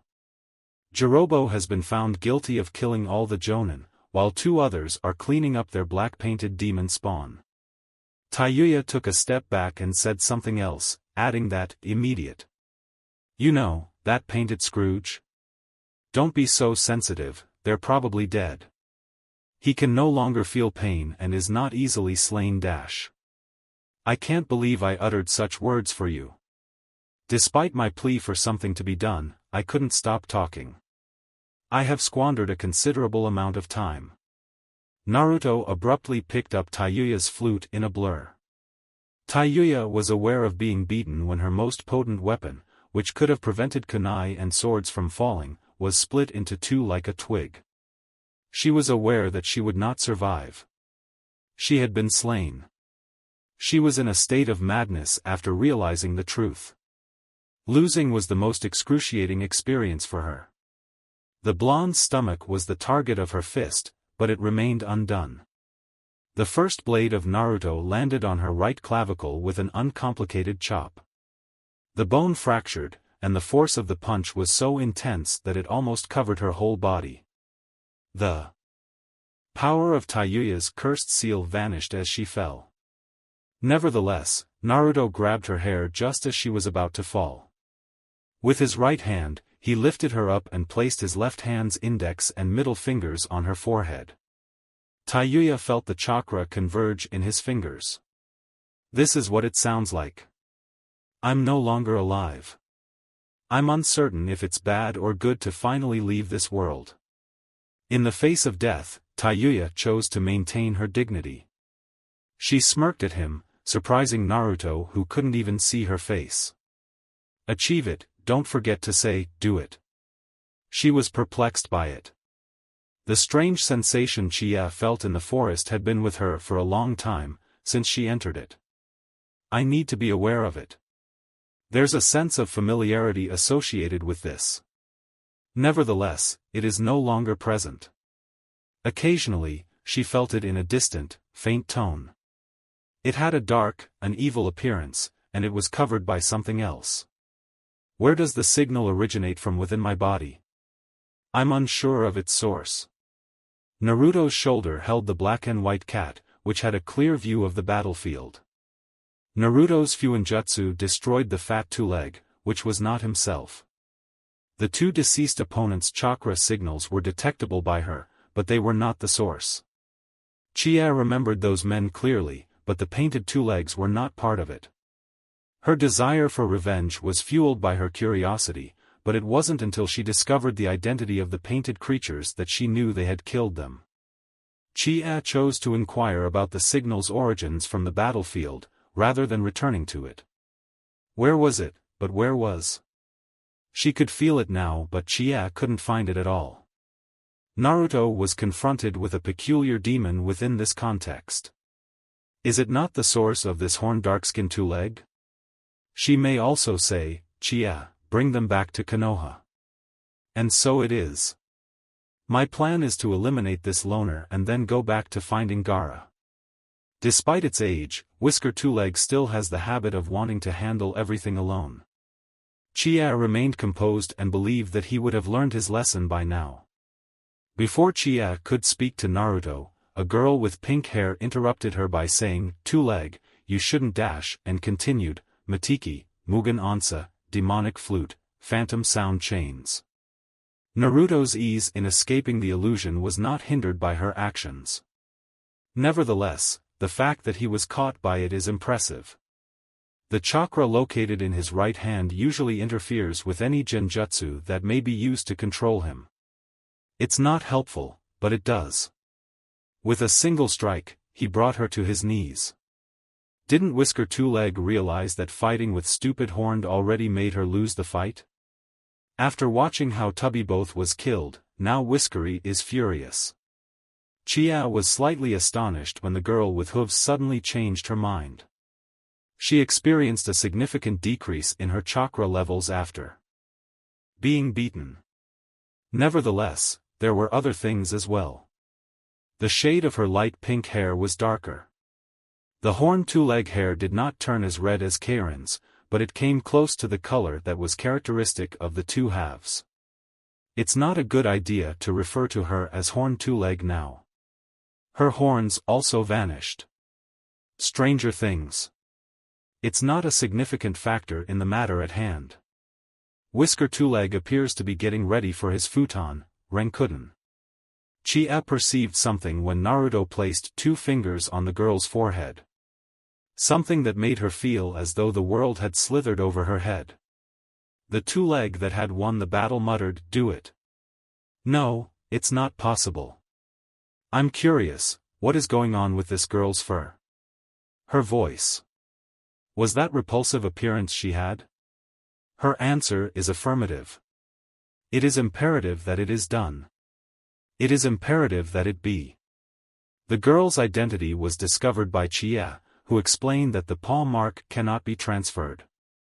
Naruto was on the brink of killing her. Suzum. Chie chimed in, then let out, Whisker Two-Leg, stop. Please stop, Naruto said. Chie, what has enticed you? I am familiar with her. She is. She holds my summoning contract. Naruto scowled at the question, are you certain? He looked at the cat, then turned his gaze towards the defeated Kunoichi of Otogakure. Taiyuya's neck was in great pain, as she experienced broken vertebrae. The sensation was present as she felt that Naruto's hair had started to hurt. The bastard's actions may have caused damage to nerves or possibly my spine. The girl with red hair thought to herself, what the hell is this creepy creature trying to kill me? Chie begged for mercy, stating that she would never ask for anything again except for her own death. Shikamaru asked, are you really thinking about this? Orochimaru had a female slave, and you couldn't think of any other means to liberate her.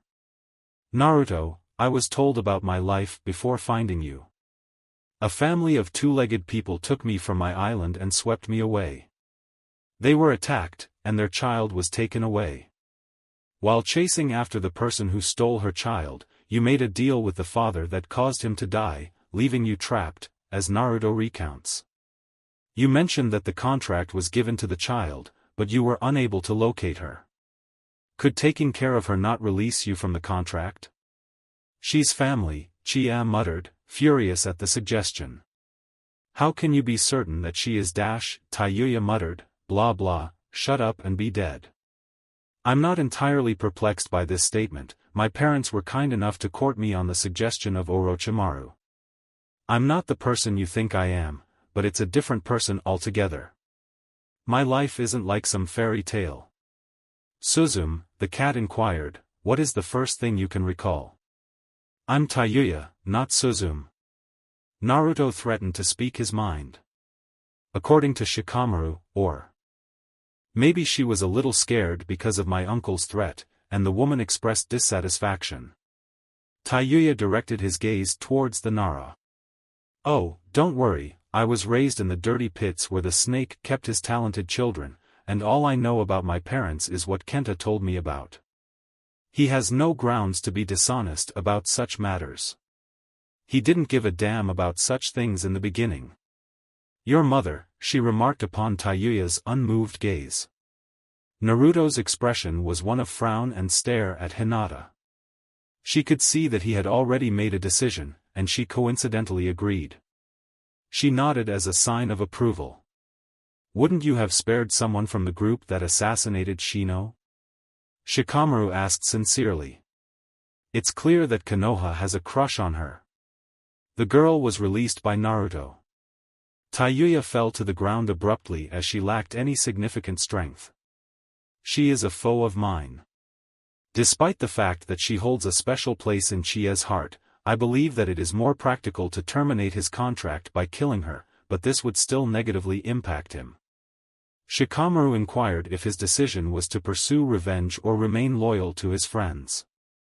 He pondered on Jiraiya's statement about the cycle of hatred. If he were to give up his own hatred, who was responsible for choosing life over death? What's the reason behind all of your sudden botherfulness?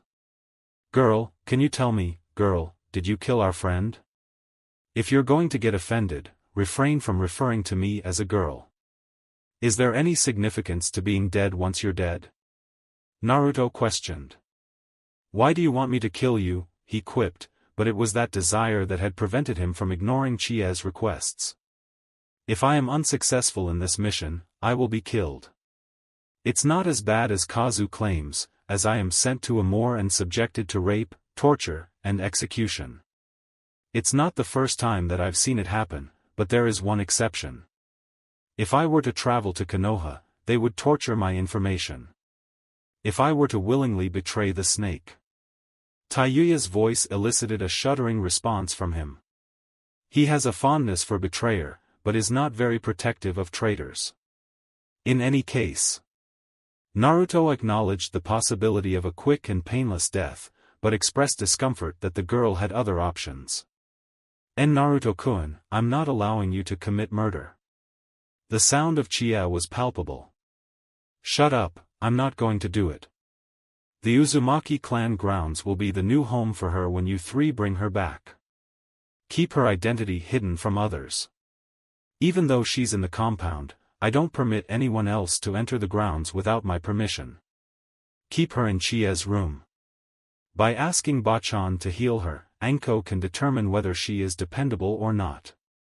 What's your plan? I wonder if Orochimaru is aware of the situation." Naruto ignored the redhead's pleas and instead gave me a paralyzing poison from Anko on my birthday, which I will use to keep you stationary until I can release the cursed seal of yours. I can sense the resentment that emanates from that object, corrupting you. If it is Chie, I will endeavor to release you from that curse. Taiyuya is brought along by you, while I leave to free Sasuke and Naruto. You believe that we abducted the Uchiha princess, and kept him captive.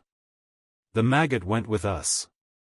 She also tried to intimidate Naruto into killing her by insulting his mistress. Wasn't it strange that Sasuke-san would resort to such a power as Orochimaru had given him, was the answer to Hinata's question, and Naruto correctly recognized this when he saw Taiyuya nod off. "That damn idiot!" Naruto shouted at him, leaving a big hole in the tree. Shino's lack of courage and desire for power resulted in his death, leaving Shikamaru feeling fatigued and experiencing a sense of defeat. "We all put our lives on the line for nothing?" Taiyuya quipped. "Holding down the guy I was fighting would have made Kidamaru unable to shoot him, but the princess stood by and prevented her from doing it. Your friend was taken aback by the Uchiha's carelessness in taking custody Kidamaru, even though you were clearly foolish. The Uchiha is not in a position to be saved at this moment, according to my beliefs. It is alleged that we should accompany the princess to return to Otogakure." Naruto exclaimed, "No, please, shuck that. In the end, you're responsible for escorting Hinata and Shikamaru back to Konoha. My intention is to bring Sasuke's treacherous genitalia back to Konoha." "That's a stupid move," Shikamaru proceeded to growl. "If he is a traitor, the hunter Nin should be given the opportunity to find him. Rather than trying, I'd opt to do it myself or at least have confidence in Gaara. Shikamaru, don't mistake him. These guys are identical to us in every way. They receive directives and adhere to them. Even though Orochimaru's scent is all over them, this girl doesn't seem to enjoy it as much as the painted idiots I encountered while making my way here. Shino was spared by Sasuke's actions, he chose to die for his own selfishness.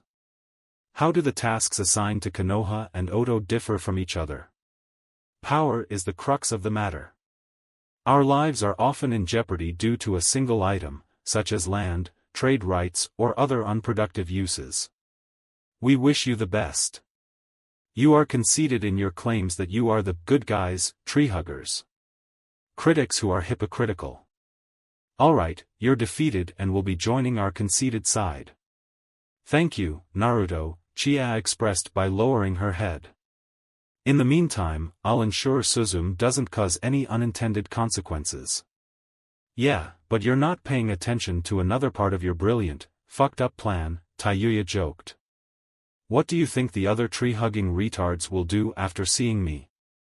Naruto asked, causing Taiyuya to become annoyed. Her hair was unruly, but the blood and sand that were sticking to his hand made it dirty. Despite her foul language, she wasn't a pig and loathed having sticky hair. You have Uzumaki hair, so I can say that you are one. You what?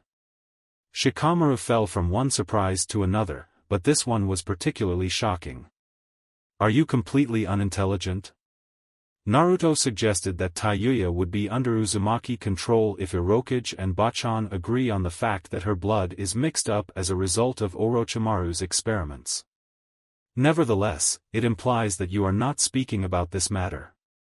Incredible knowledge of that, Shikamaru admitted, has been gained in a short time. How could Naruto not be interested in the subject matter since he discovered that Karen was part of his family? He had a desire to know how he could legally bring them to Konoha.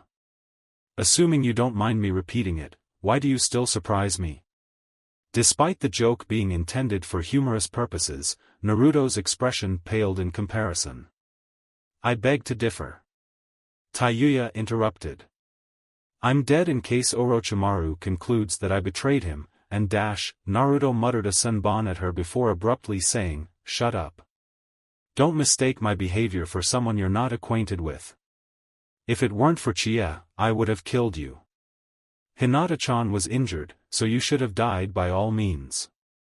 Chie values your presence as an asset, and I will do everything in my power to convince you to be a part of our team. I am completely indifferent to your opinions on it. The thought of flying is unbearable, but what's worse still? Naruto stated that Taiyuya's deep sleep was accompanied by a constant snoring sound, as she told him. He sifted through his pockets and found the small vial he was after. Naruto removed the senbon from her leg and plunged it into the vial, then proceeded to insert it in her neck to inject the poison into her bloodstream. That will ensure her safety for the rest of the day, he declared. Shikamaru, do you believe what I just said? Can you assure me that Chie and Hinata will bring Taiyuya back to the compound without any anger? I know you're completely insane, but trust me, Nara replied softly, uncertain why Uzumaki would react so badly. After the invasion, why did you ask? Are you confident of what I have told you? Naruto remained scathing, convincing Shikamaru to honor his assurance. Alright, I can't deny that. Hinata moved closer as Naruto closed his eyes. Shikamaru-san, I am unsure of this at this time, but it will be communicated to you as soon as you return to Konoha, Naruto said. You must receive the truth from God. It's not appropriate for me to keep it from you. Regardless of your background, you are entitled to the truth. Your response during a combat could have put you in danger, so I didn't want to inform you. Naruto's mouth was squirmed with sorrow as Hinata looked on, leaving Shikamaru feeling uneasy. Shikamaru. Choji. The murder of Choji occurred. Shikamaru's gaze widened as he looked at Naruto with a twinkle in his eye. Hinata and Chie both denied misrepresenting the statement, but they remained silent. That. It can't. Naruto responded with a surprising level of gentleness by holding him in his right shoulder. Shikamaru, sorry, he's still one step ahead of me. I apologize deeply, but I saw someone approaching me who was evil and quickly fled the scene, only to be met with a blade-wielding asshole. Orochimaru sent your uncle in addition to the others. Choji never felt any emotion, but it was something he did. Nara's wide brown eyes remained open, causing tears to spill out. His typical sluggish and annoyed expressions were disregarded. His heart was shattered. Devastated by the knowledge that it was authentic. The realization that this confession corresponded with the small clues in Hinata's behavior and those of Chie, Naruto, and Gaara was rebuked by Shikamaru, who had an extremely strong mind. Shikamaru clung to his eyes, wanting to shut the world out and keep his thoughts hidden. He had a strong dislike for himself. How could he continue to analyze everything and still be thinking about it after his best friend's death? Choji was no longer alive. Despite his efforts, Naruto was unable to stop thinking about Shikamaru and the other person in question. He hoped that he could also mourn for Choji in the right way, but acknowledged the need to be quick to move on. He advised Hinata to shut up and take things at your own pace by using a gentle tone. I am unable to detect any other person nearby. When Chie was curled up on the defeated Taiyuya, he gave him a pitiful nod. There's no one with a two-leg leg in close proximity. It's time to send Dusty Two-Leg north, and I apologize for the delay. Chia is fine, it's just not good enough. This girl is your family's treasure, regardless of what Orochimaru did to her. It's clear to me that you had a strong desire to rescue her. If I were you, I would have likely done the same thing. Can you please take care of them? Naruto asked, gesturing to Shikamaru who was still motionless. His jump to the nearest tree branch was thwarted, much to his surprise. His blue eyes caught the eye of tawdry white individuals. Please give me a P-word. Be mindful of your surroundings. I couldn't endure. Please keep from perishing, Hinata spoke in a blurry tone. I am seeking your input, please. Seeing how disoriented she was, Naruto took on the most daring action he had performed all day, before even thinking about it. Naruto drew Hinata close with an awkward hug to prevent any harm from her already damaged arms. Don't be afraid, Hinata-chan. I'll come back, promise of a lifetime, he whispered in her ear. He let go and turned away before the startled Hyuga could react after their brief encounter, but not before he took one last moment to gaze at her. Despite the chaos, the Hyuga was taken aback by his sweet smile and slight blush on his cheeks, which made her feel so strong and proud. The treetops were surrounded by a lone person who ran through them. Narakazu carried the large casket that had been kept in Uchiha Sasuke's custody until he could bear the cursed seal. I have a feeling that I made an error by thinking like this. Despite Danzo's interference, the Jonin were still following other tracks, but their team of genin managed to track the sound for. Kenta is still in the Mizu no Kuni, waiting to discover a cure for Kimimara's condition. Nara sighed in wonder as to why Kabuto was not alive at the moment of his death. Kabuto's death was a setback to our plans, even though the invasion didn't go as planned. I'm not sure, but it was a pretty good start. Despite the absence of Kimimaro, the plan will be successful. According to Kazu, Imor and his dogs will provide caretakers for the children who successfully escaped from the Sound 4 and act as a meat shield against any potential adversary. It's almost there, right? It is ironic that the last Uchiha to stay in Konoha would depart through the valley that was created by his most famous ancestor. I don't think we have the potential to achieve the level of power that Uchiha Madara demonstrated, Kazu muttered across the coffin. Despite our efforts, Itachi was never within our reach. If Orochimaru-sama had been able to steal his body, it wouldn't have been problematic for those incompetents from Akatsuki. It is my belief that Orochimaru-sama made a mistake by administering the poison to Itachi. Despite Orochimaru-sama's vindictive behavior after losing, he won't listen to the news. He could have saved Itachi and utilized the weaker Uchiha's body to seize his stronger opponent. Anger is not the most suitable advisor, as it can be. It's the most captivating, but not the best. Kazu detected a hint of black smoke emanating from the casket and made the decision to cease his journey. I might as well wait for him to move on his own, he said in a lame tone. Even though he was a true Nara, Kazu had reluctance to do things inefficiently. It wasn't until later that he started to feel annoyed. Sasuke was not bothered by his slow pace and the fact that someone was approaching, which Taiyuya was unaware of. Faint doppelgangers.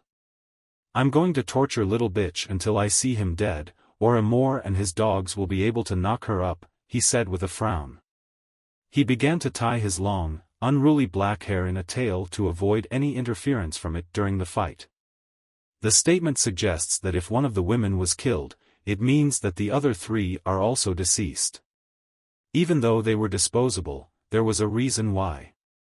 What was the reason behind Orochimaru-sama's decision to send them on this mission?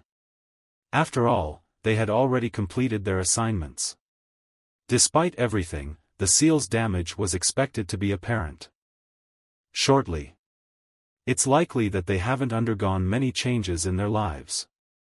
Kazu looked at the smoking barrel and decided to keep a distance. It would be problematic if the hatching was not opened. The target's tendency to become mentally unstable is a clear indication that they have overworked the situation. Additionally, Orochimaru required the Sharingan to be in the best possible condition. The first step towards immortality and the elimination of the current shinobi system would be taken. Kazu and his master came to the realization that the current world was too shaky. Kazu's motivation for joining Orochimaru was his desire to experience a world of violence and war, where he could manipulate, torture, and murder. In that world, he would be welcomed and treated with dignity. He may have reconsidered a position within his clan after the assassination of Shikaku and Yoshino. Without a doubt, they would need to alter his appearance. He grimaced uncontrollably at the thought of the agony of losing his clan in such circumstances. He reminisced about his happy marriage years and the fact that no woman can scream like Nara woman. The unintelligent woman had been hiding her son's vanishing thoughts for years, until he ultimately chose to end his life. He had feigned his own death and went to see Orochimaru that day. Kazu's irate black eyes met with a stare of pale blue-green eyes, and the creature instantly started to laugh. Huh, it's logical that you and your partner could move on from that little cutie. Oh, I see you've lost your mind. It's a real letdown. At the time I saw you last, I thought your demeanor was charmingly cute. Your father's happiness was matched only by his ability to aim the small bomb he had built. It's time to move on, right? Are you in my mind? Gaara replied with a firm grip. It's all about the excitement. You and the other brats were supposed to have a boring day, but instead, you managed to find the Sound 4 team and even beat them off. Although there was only one of us, it was a delightful surprise. Sorry, that's not acceptable, Kazu quipped, gesturing with his finger at the no. He's almost conceived. Can you take a break and observe the outcome of my Lord's seal? Gaara contemplated switching to an offensive move after seeing the coffin-like structure from her previous encounter. It's likely that the Uchiha is situated there. Strange as it may seem. When Gaara said that the Uchiha is about to break free, why did he leave him alone? His lack of eyebrows made it difficult for many to see, but still. The Uchiha was not taken against his will, didn't he? Not yet? Another surprise. Kazu's expression lit up. You've lost your mind as a murderer.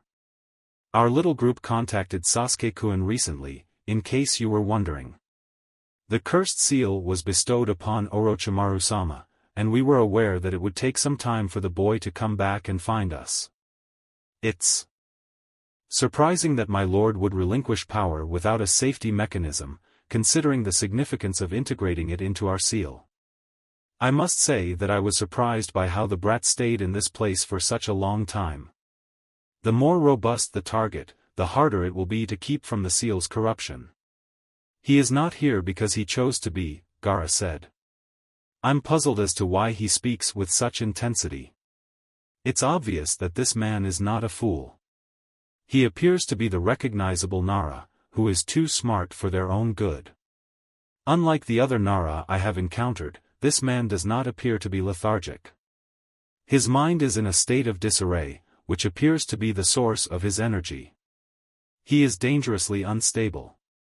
Kazu ceased laughing and scrutinized the Jinchuriki with suspicion. Do you believe in free will? I believed you were a bright child, but I thought I should break the brat's secret. The seal cannot alter a person's will. Only certain parts of it can be impacted by it. Lust, anger, jealousy, pride, and so on. The seal's exceptional quality is due to its lack of introduction of any new elements. It has the potential to modify pre-existing emotions without much impact. It doesn't matter if someone is strong or weak, those dark feelings are always present. According to your statement, Uchiha was able to resist for a longer time than usual. Despite the existence of desire, a powerful individual can still pursue their own ambitions with their mental abilities. The more robust he or she is, the longer it would take for him to bend his knee to Orochimaru-sama. Although it sounds like the seal from Enko-san, that's a very different sound, Gaara inquired. If the lunatic was being blasphemous, he might also inquire about her identity. It is conceivable that this will lead to the development of a suitable seal or dislodgement technique. While Naruto attempted to isolate Enko's seal, Gaara remained present but failed in his attempt. Enko, a word that has been used in the past to describe him, said one. Does that bitch still exist? She was one of the first members of a cursed seal family and lived in this world for many years.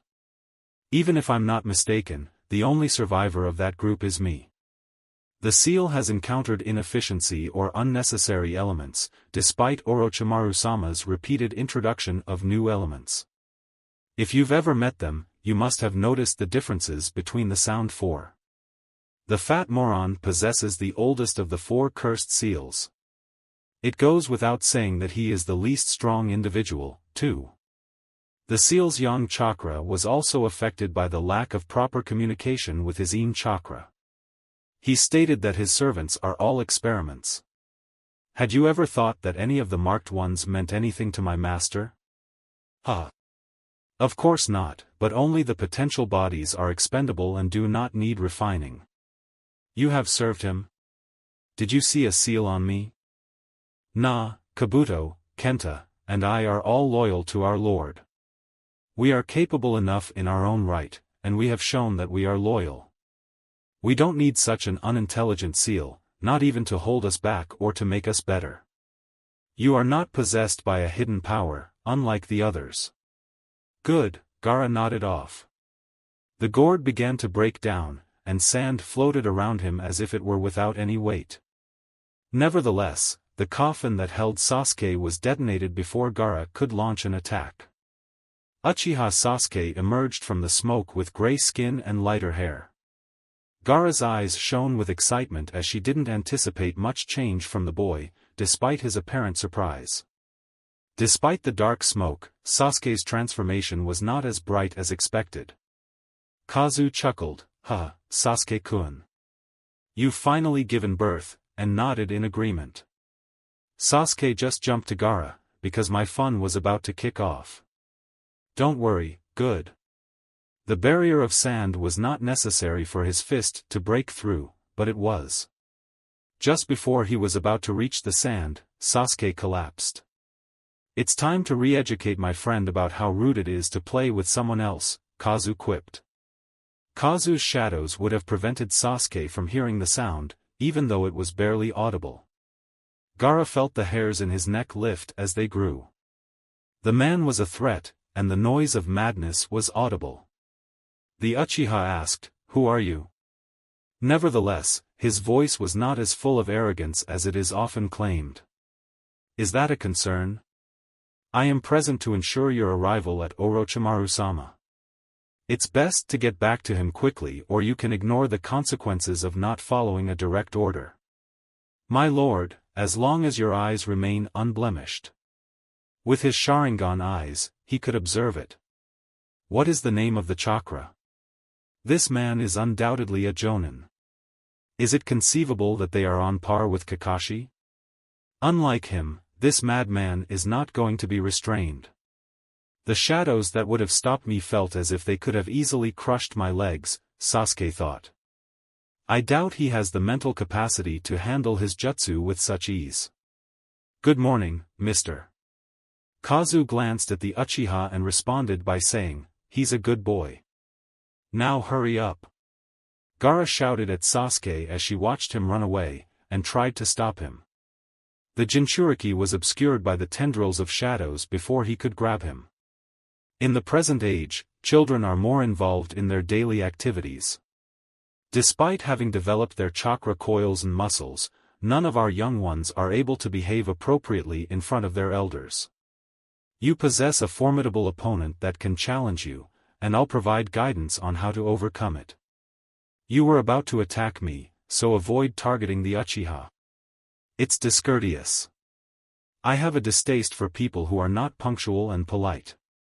Gaara, despite her modesty, was taken aback by the fact that she and someone she likes talks about rudeness. It didn't matter a lot to him, he said. The sand-binding coffin, or sabaku kogi, pronounced S, in Japanese, comma. The sand that Kazu was standing on was under Gaara's control.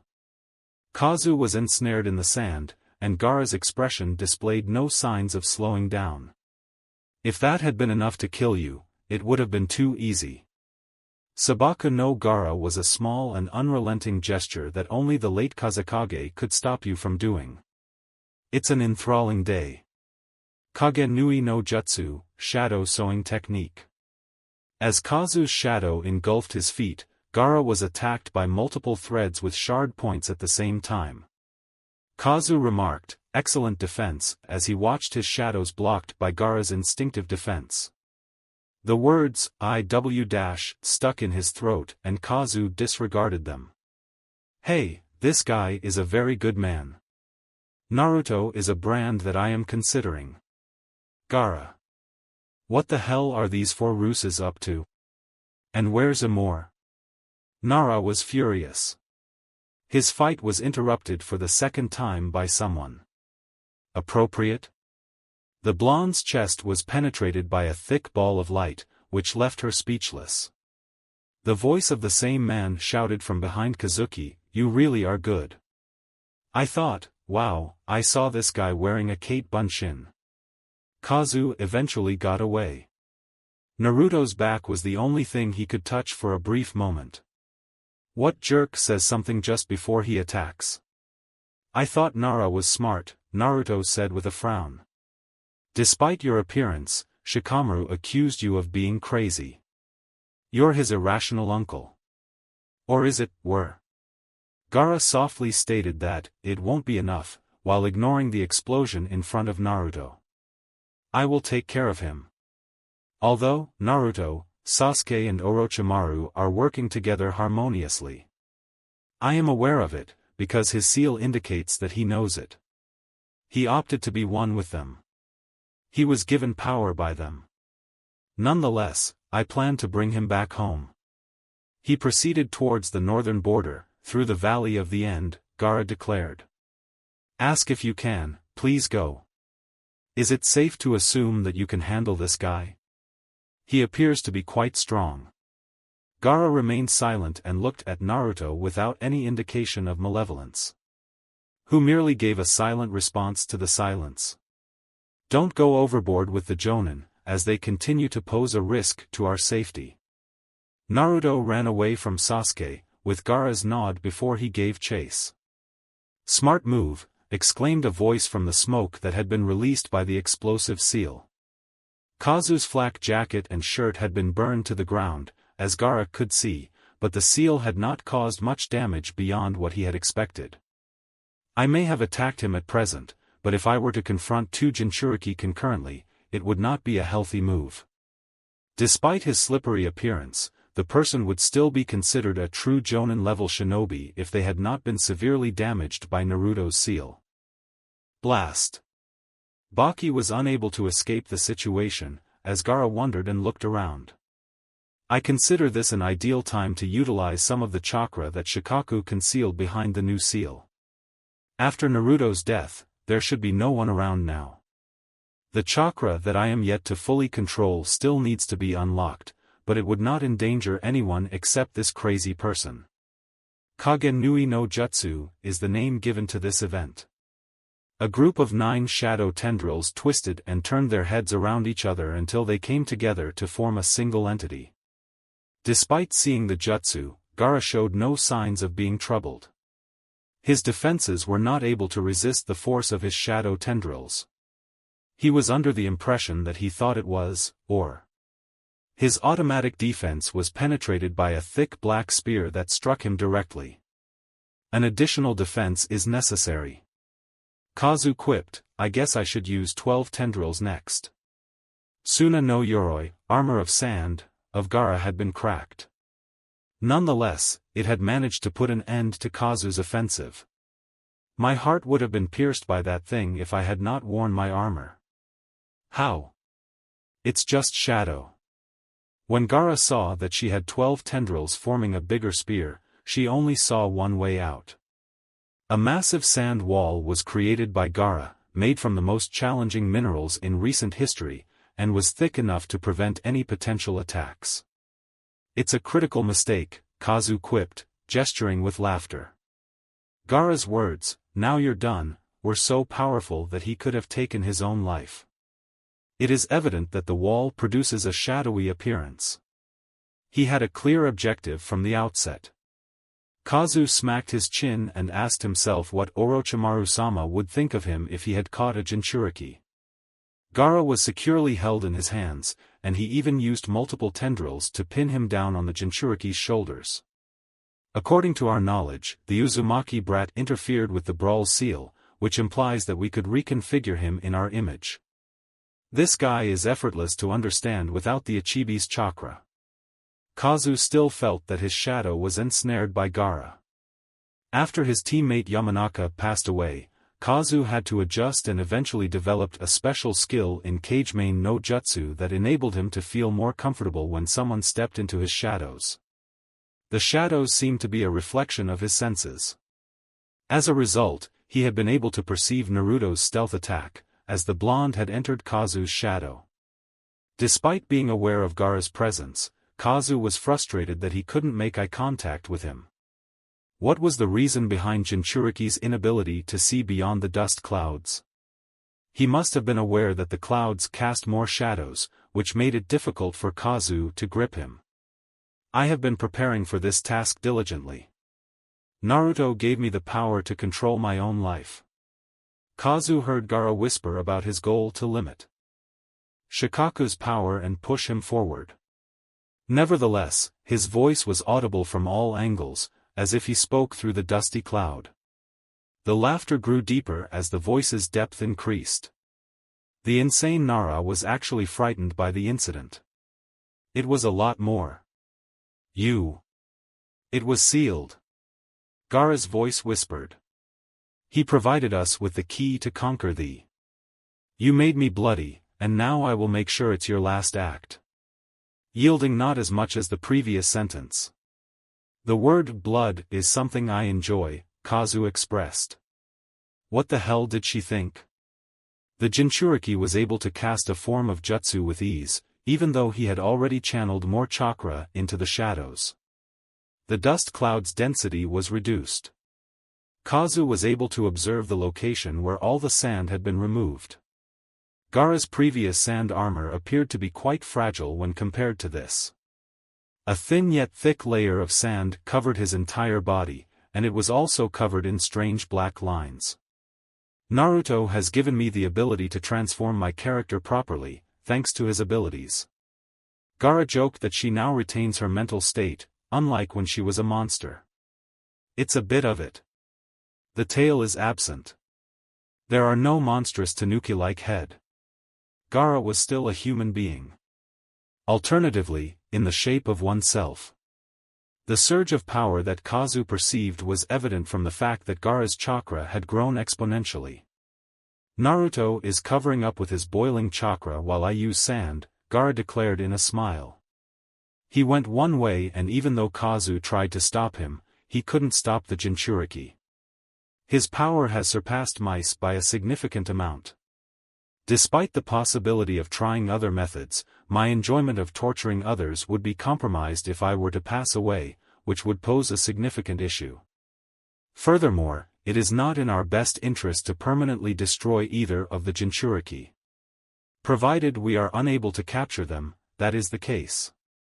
If they are beyond our power, Kazu was aware that Akatsuki would be compelled to withdraw his forces. I'm afraid Kimimaro-kun is still incapacitated. I believe a fight between the two of you would have been one of the best battles I could watch. Is it possible for you to escape like that? Gaara inquired, gesturing towards Nara. The ground was filled with sand, and Kazu had to use all of his speed to get away from the situation. Gaara's bloodlust was evident as she said, "Do you think I might be frozen with your jutsu? The sands would comply with my request, regardless of whether I use hand seals or not." Nevertheless, this was the cause of his inability to train without supervision. His control was still not flawless. Shikaku's impact was still felt when Gaara opened the seal a few seconds later. Despite its significant power, it also presented a considerable peril. At that moment, there was no one of significance, except for Nara, a traitor who had grown weary of the situation. "Express yourself. I didn't halt you long enough." The little Uchiha bitch was expected to be hiding out, as Kazu growled. The shadows were surrounding him, but he could disappear into the darkness as the hands grasped him tightly and pulled him down. Into the darkness. The only thing that stopped Gaara from gnawing Kazu's body to death in this version of the Shunshin no Jutsu was her ability to prevent it. Although Gaara had the raw power to defeat Kazu, he still didn't have the same level of ability and experience.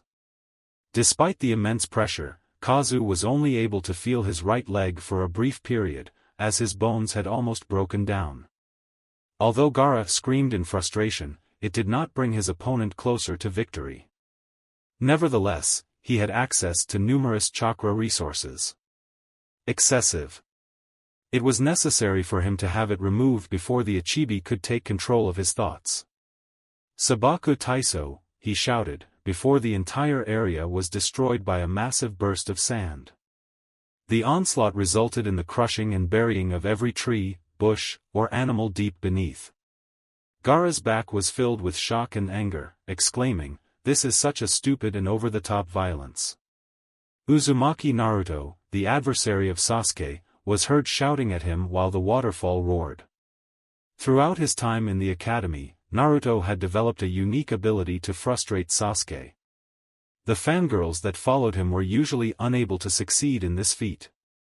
Uzumaki Naruto had always been a mystery.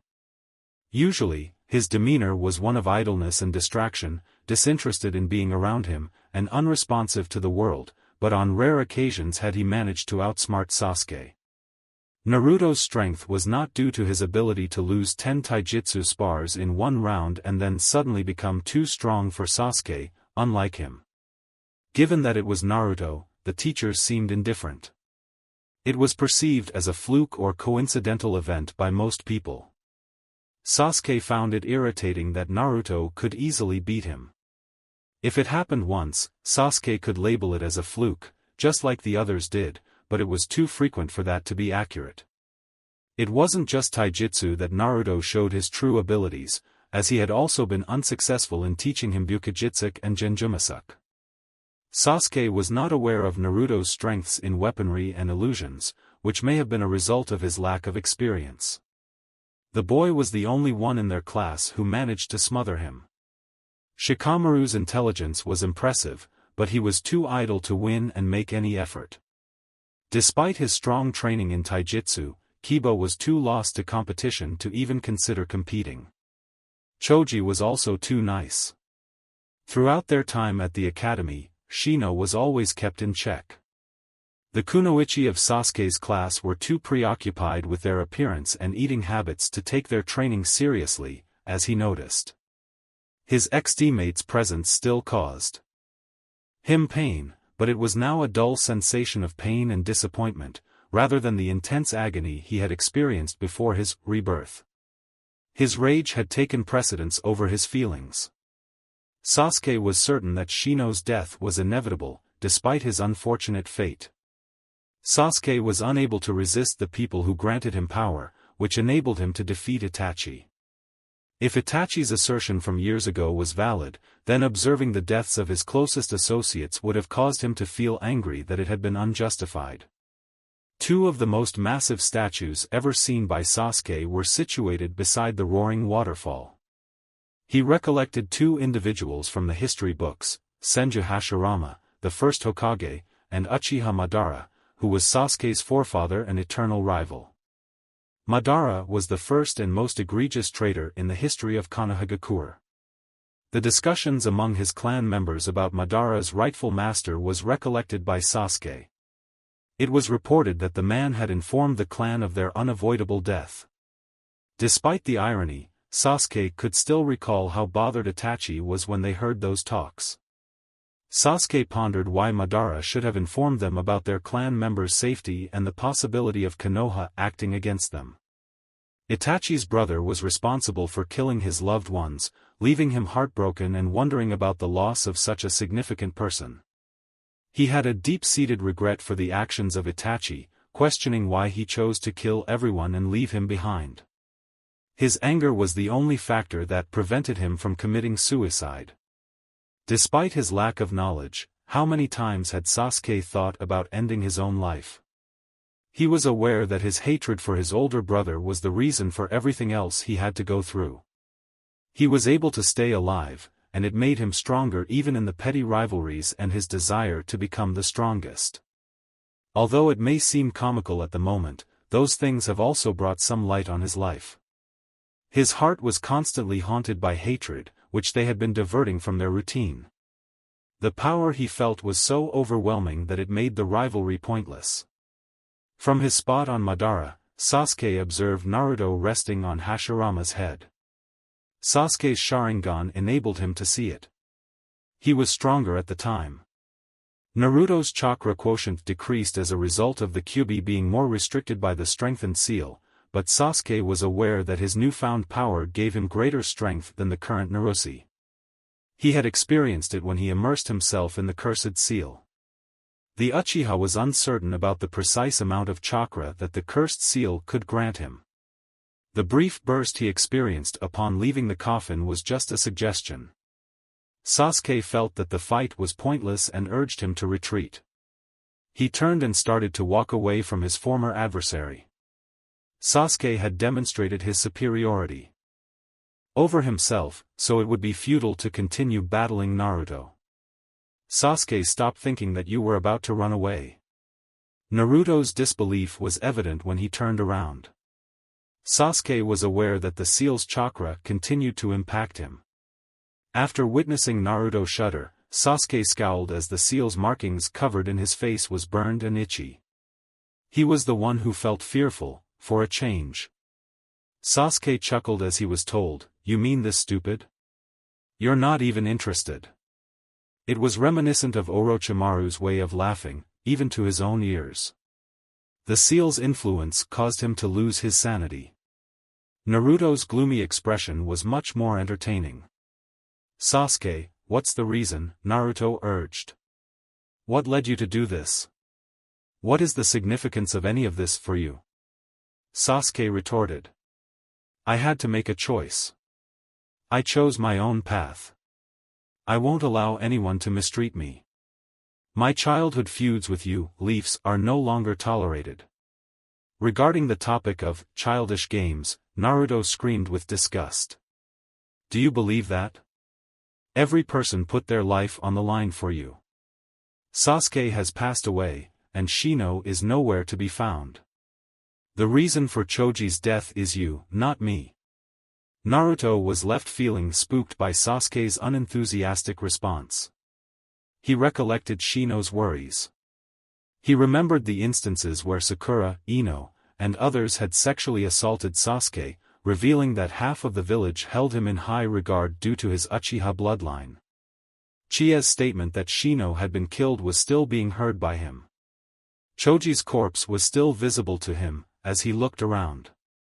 Witnessing Sasuke dismiss all of that with such indifference, Naruto suddenly jumped forward, unexpectedly, even though he had activated his Sharingan. As Sasuke felt Naruto's fist collide with his face, he immediately spat out, "Am I stronger than him?" to no avail. Naruto was prompted by the Kyuubi's request to eliminate the Uchiha, who wanted him to do so. After he struck the Uchiha, Naruto was angry that Sasuke showed such little care and didn't take action. If the devil had been right, did Sasuke deserve any disrespect? Rather, Niji's actions resulted in his own fate.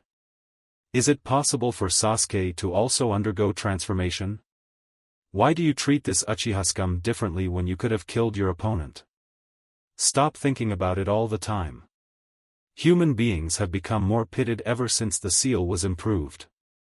Sasuke's character is characterized by a unique quality. I am clueless as to why.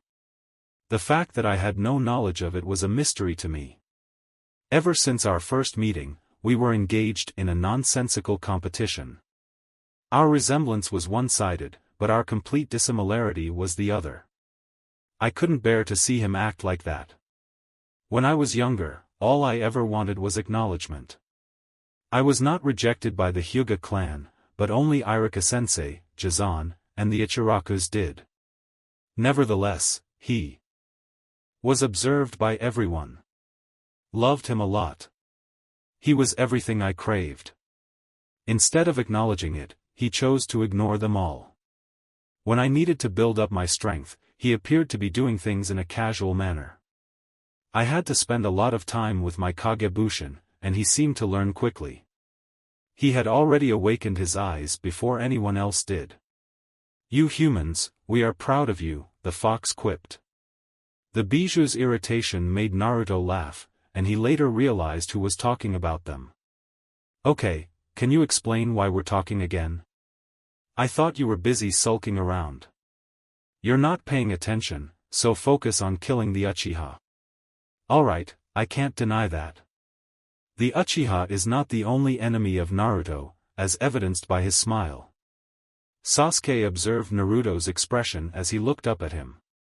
The color of one eye is bright blue, while the other is red and has a slit. Hatred. Why does he have such a ridiculous obsession with power when it is the love for his lost friends that makes him stronger? "I'm going to Orochimaru. It's impossible to have faith in that guy.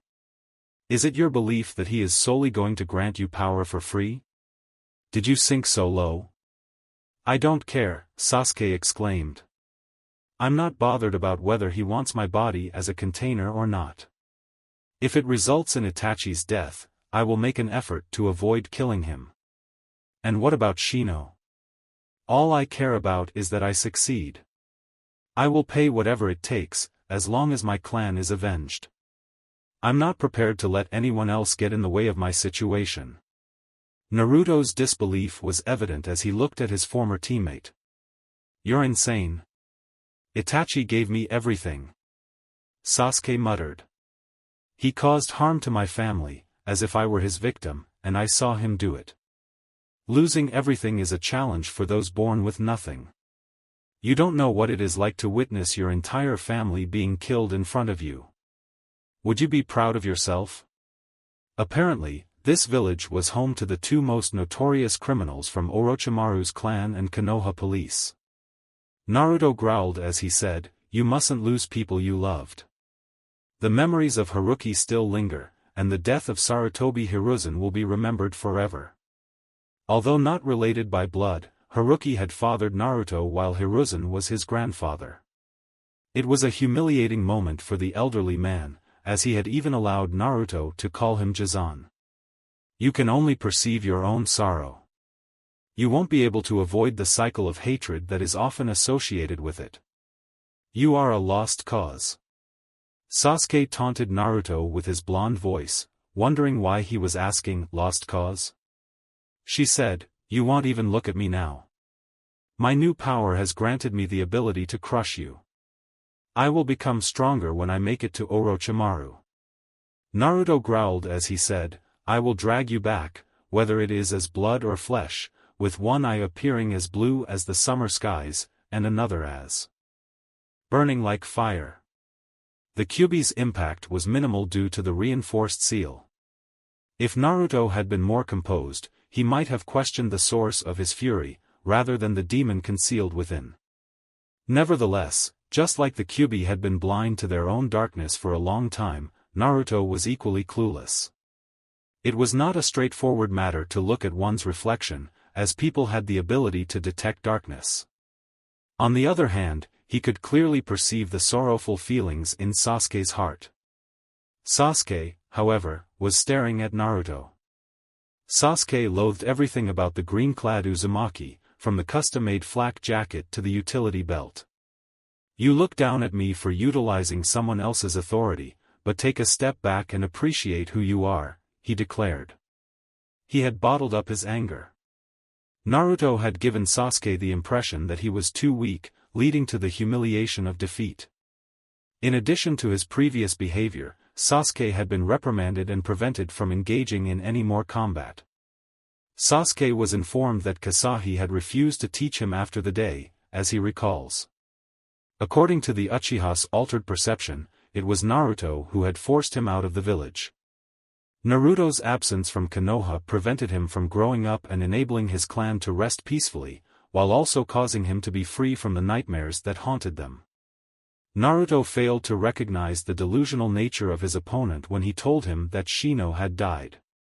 He was only able to see the Uchiha running towards him, covered in the black stripes that Orochimaru's seal showed, and with a malice far greater than any feeling Sasuke had ever experienced. Naruto was unaware that he had unknowingly caused Sasuke to become more sinister by physically attacking him during their previous clashes. Naruto's sole intention was to shield those who were dear to him, not anything else. Even though Sasuke's young son Uzumaki knew that he had lost loved ones, Naruto could not speak a word of his desperate search for revenge. Irrespective of the outcome, Sasuke was the one who made the decision to do this. Naruto could have comprehended if Sasuke targeted those responsible for the massacre, but he was only making people suffer because of their ignorance. Whenever Sasuke mentioned Uchiha Itachi or the clan's future, Naruto felt a sense of darkness within him when he sought revenge. Naruto believed that punishing someone for their actions was the appropriate course of action, but Hinata had shown him a different path. Naruto's fate was sealed by her ability to kill Neji. Without her, Naruto would not have been able to stop believing that one's wickedness was an unalterable fact. Naruto had witnessed Neji's transformation after he was spared from death, following his request to not kill him. He had experienced it. The Hyuga had still possessed a great deal of anger, but it was unlike anything he had encountered before. Neji was no longer under that wrath of anger. Regrettably, Naruto was forced to question his past choices as he discovered that individuals could change their ways. What is the number of individuals he killed without thinking, who could have had a similar impact on their lives as Neji did? Was it possible for Sasuke to change like Nenjid? Were the people I killed motivated by Choji and Hinata's fears that I would kill them differently? Is it within my rights to kill someone, even though I am not morally upright? Why do I allow myself to be so angry when others are just as bad? I was unable to see whether someone could change or not. I am apathetic and uninformed, as there is no one who can compare me to her. I am contaminated. Sasuke's actions are too much to be forgiven for. The Kyuubi is accurate in his assessment. Sasuke's actions will have a lasting impact on him, and he must take responsibility for his behavior. Naruto's reluctance led Sasuke to take charge. The Uchiha experienced the enchanted seal's influence imbuing his body with its power. He suffered a great deal, but the power boost it generated was more than enough to heal his broken heart. The good news is that this wasn't the final phase of his development. The impact he had after coming out of that coffin was far more significant than his previous experience. Despite being released from his enemy's grasp, Sasuke was filled with excitement. What would happen to him and his enemies? How powerful would he become in the eyes of Shino, Sakura, and others due to their forced departure or exile, as well as for his own revenge? Today, the Jinchuriki, his adversary, would fall and will not be able to stand in his way again. Naruto would die with his hands, kunai, and jutsu. Sasuke's ability to exude strength is unquestionable. A giant, nine-tailed fox was seen slumping behind his prison bars. The puny fool has resigned to his own beliefs and is now questioning himself on what he could or should do. I had a better impression of him when he willingly accepted the hatred without any resistance. At that time, he was much easier to manage. He now thinks that I am attempting to manage his emotions, but every time he becomes angry, it's like an idiot. He knew his actions were small, but despite flicking a claw against the hard bars that he loathed, there was no response. He had been so close, he was too dangerous. The old savage had repaired the damage he had caused over the past decade, and all the cracks in his prison were gone. After a period of intense anger, he finally began to show some respect for the sacrifice made by the frail old man. The man had made a sacrifice for his host, which the powerful creature considered noble. He would have been annoyed if it wasn't so annoying. Nonetheless, it was not the case before, but now it is. While the fox may harbor animosity, Hiruzen was not his Madara in this scenario. The demon was displeased with Uchiha's frustrations, which was precisely the cause. He should be aware that it is nearly impossible to alter a Uchiha once they start walking on this path. They're not able to do it by their own volition, he sighed, but Naruto would still listen. The difficulty of communicating with the boy had become unbearable. When will he be able to accept that their power is derived from hatred, and must be amplified by even greater hatred? I'm not saying everything in vain, damn it. Even if the Kyuubi thought their host was unintelligent, they could still feel the Uchiha boy's influence. He was apprehensive about the boy's hidden power. The brat will have no choice but to use my influence, that would give me some breathing space. However, he is more foolish than Chomei and at least as unyielding as Gyuki, left, and Sun together. The fox sighed and acknowledged the possibility of him dying before he could call for help. Death at this moment would be a significant challenge. The seal's condition makes it impossible for me to make a bet that I would get away before the brat dies. The bijou sat motionless as they tried to settle their nerves.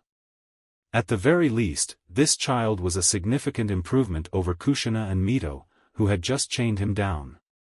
Nevertheless, neither of those two had the same level of brainpower as this unenthusiastic young lad. Stating on the shoulders of feeble humans is a common occurrence. The monster's growl was inadvertently ignored by Naruto, despite his grumpy appearance. With the chakra obtained through the cursed seal, Sasuke could increase his speed to match Naruto's abilities. Naruto was compelled to defend himself due to the Sharingan's irritating ability to predict his movements, even though he still had an advantage in terms of raw speed. Nevertheless, he was skeptical about Sasuke's significant influence over this borrowed power. Naruto opted for patience instead of an all-out aggression. Upon starting his taijutsu training at the Hyuga compound, he was subjected to a lesson that Haruki and Hizashi beat him into doing. If you enter a fight without any prior planning, it's as simple as giving your opponent the benefit of the doubt. Haruki had advised against being cautious when fighting against someone who is stronger or equal, despite the potential for this tactic to work. Hizashi had consistently dominated against him, often without breaking a sweat. Due to the unpleasant sensation of having multiple tenketsu closed, Naruto had to carefully watch his movements. Nonetheless, it provided a powerful impetus to adjust his routine. His countermeasure against the Juken had been made possible by the ideas he had received. He waited patiently and paid attention, even when it went against his gut instincts. This was not training, after all. This was more than just a sparse situation. It is a fact that Sasuke was not being dishonest. He would kill Naruto when he had the chance, and the seal's actions had rendered the Uchiha invincible. You have to be quite careful when dealing with a demon, Sasuke taunted after jumping back and creating some distance. Is it not possible for you to exhibit your power? During my previous visit, I permitted the Kyuubi to take control and you were fortunate to have survived. It's a good thing, right? You dash. Shino's death was caused by your actions. Despite the Kyuubi's chakra passing through his eye, Naruto still had minor traces of their greed and Choji died. Although he had access to a much smaller amount of it after his seal was strengthened, it provided him with the benefit of not feeling as emotionally disturbed as before. The mental clarity would be short-lived if he were to draw out more chakras. In any respect, it is true that this is the case. Don't you try to pull me back, the Uchiha chuckled. Naruto yelled out, Sasuke, take the trash off me, with a growl. Shino and Choji's repercussions, but you are entitled to death due to their respective circumstances. During our previous small battles, I didn't care whether you lived or died. Nevertheless, things have transformed. Stop this stupidity and wake up. This is the final opportunity I'm willing to give Konoha. Sasuke began to chuckle and asked if he could sleep. I feel like I've spent most of my life awake, having woken up from a dream where I imagined sex and camaraderie, all wrapped up in alcohol and peace, that's why I left the village and wanted power. Naruto said, "Say what you will," and he sighed. Naruto produced a rapid succession of hand seals, each consisting of 12 distinct individuals. "Stop his perchance and remove him from the place you left. Assuming you're not mistaken, my boss will be." "Boss, do you think we can get rid of the bastard? I'm not bothered by the morons on the council. His actions led to the death of all my friends, but he doesn't feel any remorse." Naruto glared at Sasuke with an arrogant expression, as if to say that his life was lost, while facing the Uzumaki. "Individuals, dobe. I'll make you eat them all, I promise," Sasuke declared. Despite everything, he was aware that defeating Naruto was a challenging journey. He resorted to using the reservoir of his cursed seal, immersing himself in it and relishing its strength ever more. He no longer had an interest in the aftermath. Naruto had to be defeated by him. Without the ability to confront his brother, he would be incapable of doing so. Despite the possibility of giving Orochimaru complete control over his mind and body, Sasuke would still carry out all his plans. Mother warned that she would plunge herself into the depths of darkness to kill her. "I will do it for you, regardless of what happens between us." The clones proceeded to surround Sasuke and fight back. The latter was cautious as he had witnessed, felt, and heard Naruto's methods with clones to slow down his pace. Did they intend to eliminate him, as he did against the Hyuga? Would they have tried to hinder him like in Naruto's fight with Lee? Sasuke was slightly disappointed when they just attempted to attack. He found it to be somewhat disappointing and felt more like an insult than a positive. Naruto appeared to be ignoring him, as if he was not paying attention to him. Naruto, on the other hand, sent his clones out to score 3 goals. Preparation, time savoring, and examining Sasuke's strength and attacking techniques. Naruto's expression was unclear, as he had the ability to avoid killing 12 clones at the same time. Upon witnessing the second clone's decapitation, Naruto realized that he had made an error. "Dang, I can't get over it." Naruto admitted to being overly confident in his numbers and remarked that it wouldn't be effective this time. This is a first-time occurrence. It's possible that the reduced chakra levels are a result of the seal being destroyed. My strength has been weakened by the clones due to my reduced chakra, making them too weak to oppose me. While watching Sasuke take down a third clone, Naruto sighed and gestured to the remaining X-clones to stop their attack and create some distance. "The waste of chakras is immense. Now that I have divided my chakra among them, they are catching up with Sasuke at a slow pace. Although it is usually not an issue, Sasuke has been greatly boosted by that seal. My reserves have significantly decreased due to the Kyuubi's reduced power. I am not 12 times more chakra-wise than him." Chakra is a key factor in the speed increase of all shinobi, but it's clear that the clones were slower due to having less chakra, which hindered their ability to use as much chakra on their feet. "It's a waste of time." Naruto shrugged off doubts as the remaining clones charged towards Sasuke, but their proximity to him resulted in loud explosions. The waterfall was ignored by Naruto, as were the startled birds flying towards him, and the imposing statues of Uchiha Madara and Senju Hashirama. His only advantage was his ability to monitor his opponent, and the surroundings were inconsequential. As long as it wasn't a part of their fight, he would overlook it. Instead of the familiar flame, a silhouette stood out in the smoke and dust, symbolizing an evil entity that was both inhuman and demonic. Sasuke's mind was completely free of any subconscious restrictions when the clones detonated, leaving him vulnerable to the foul chakra that filled his body. He was transformed by the cursed seal. His strength had grown enormously, but his physical features had changed. Sasuke looked down at his arms and saw how his skin had turned dark gray.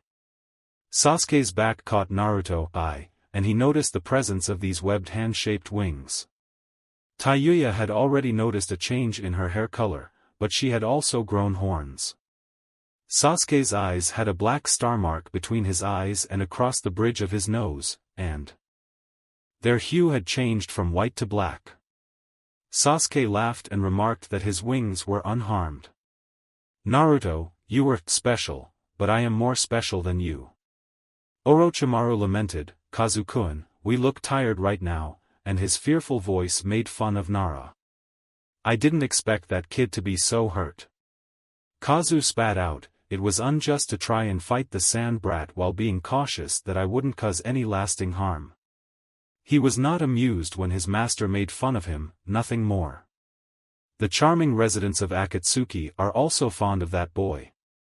The child's ability to bring down two of them, which appears improbable in desert terrain, would be advantageous for us, as Orochimaru expressed with a smirk. You're aware of that already. Orochimaru-sama, what made you abandon them? I didn't understand it. The Uchiha and the small disagreement with each other could not be reconciled. As sharp as your voice is, this one's got it. As I mentioned before, I became a part of their team because they had information about me. I abandoned them after obtaining the necessary items and realizing that I wouldn't be able to obtain more. Let's face it, I don't want to let their plans go ahead. Orochimaru mused that using the bijou as a means to end all wars and create chaos in our world would be uninteresting, Kazu-kun. Under stolen water will rot from the surface. The gene pool would be diminished, and fighters would not enhance and refine their abilities, as a world without conflicts would only lead to perpetual boredom. Overemphasizing war would result in the vanishing of all the fascinating subjects, but a world devoid of wars would be more exasperating. Why did you wait until they were free? Assume I'm reminded, Kazu-kun was never in charge of this. If you knew, then you would know, Orochimaru said with a somewhat somber expression. Unfortunately, he would never be able to use that one test subject. The man's might was excessive. The youngest Uchiha's presence allowed him to be assured of his ability to mimic those eyes, unless the hypothesis that he and Kabuto had formed was incorrect. The possibilities are endless. It's a lot of fun. I want you to show me what you can do, Sasuke-kun. Ensure that you possess the same stunning eyes as him. I am interested in seeing those rabbits. Blood was expelled by Naruto. Despite being unconscious, he endeavored to rise as quickly as possible from the rubble. Fine, how much did that alteration change? Besides, the obese child was out of my reach, and I could get rid of him without any hesitation. The girl's skill as a mid to long-range fighter made me well equipped to take her down. Although Taiyuya is weaker than Sasuke, the two are still one-dimensional. Despite the battle being as difficult as the untrained eye, Naruto had not been able to achieve any hits since Sasuke's transformation into a warrior. Instead of someone else, he had been responsible for the punches and kicks. Despite his speedy healing abilities, Naruto was not particularly bothered by it until Sasuke's final blow. The savage was not giving me much notice, Naruto said, grimacing. He shared the seal collections that I had prepared, evaded them, and then utilized me to test his new power. Despite being called the bitch, he persisted in resisting the Kyuubi's temptation. Naruto was unwilling to waste Sarutobi Hiruzen's soul by tapping into the chakra of the treasonous demon. There must be a method. It's conceivable that I overlooked something. Naruto was oblivious to the intense pressure that Sasuke's body underwent due to its power. The Uchiha-born child of Kanye West was left speechless as Sasuke's body and mind began to deteriorate, leading him to experience intense rage and bloodlust that bordered on animalistic madness. Sasuke chose to end the fight as he was aware of his lack of control to continue fighting in this manner. He would have played with the intention of humiliating Naruto for an extended period, similar to how he had previously humiliated Sasuke. Unfortunately, having everything is not possible. When Naruto emerged from the debris, buried under rocks after colliding with the mountain wall, Sasuke launched an immediate attack on him. Naruto's eyesight was impaired by his twitch, but he managed to keep his cool with a powerful fist under his head and lift himself up. With a mouth full of blood, Naruto tried to ignore the pain and control his body. Even though Sasuke was already in his way, he couldn't stop flying. Naruto's back was hit hard by something. Water was the next thing he detected. He rammed it, with great force. It's likely that he was thrown into the river as it ran down the waterfall. The brief sensation of being light as he fell down was explicable by that. He fought hard to reach the surface, his lungs requiring oxygen, but the rapid movement of the water was too turbulent and his body was not strong enough. Naruto's head struck the rocky bottom of the riverside with great force, causing him to feel drawn into darkness. Despite his loss, why did Sasuke kill him? Why hasn't he been given a new life after being prepared for death? He encountered the face of Hinata, Kiba and Kurenai, his D******. He came across his sister, Karen. He is not capable of dying anymore, at least not now. Eventually, he found companionship among friends and family. Hinata was promised by him. Hinata was unable to die, at least not now. Even if it meant. Not at the present time. Non-existent. Floating. He was adrift in stagnant water. It wasn't as rough and unrelenting as the river he remembered.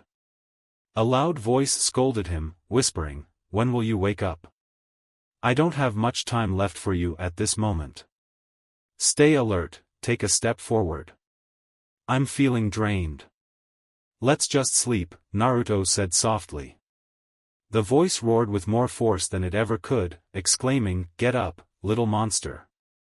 Naruto was so taken aback that he inquired about the voice's source. "I had the impression that I heard someone who looked like me." The Kyuubi scowled, but for once in his long life, he chose to swallow his pride instead of the other way around. "This stupid fox is determined to keep your sorry ass alive.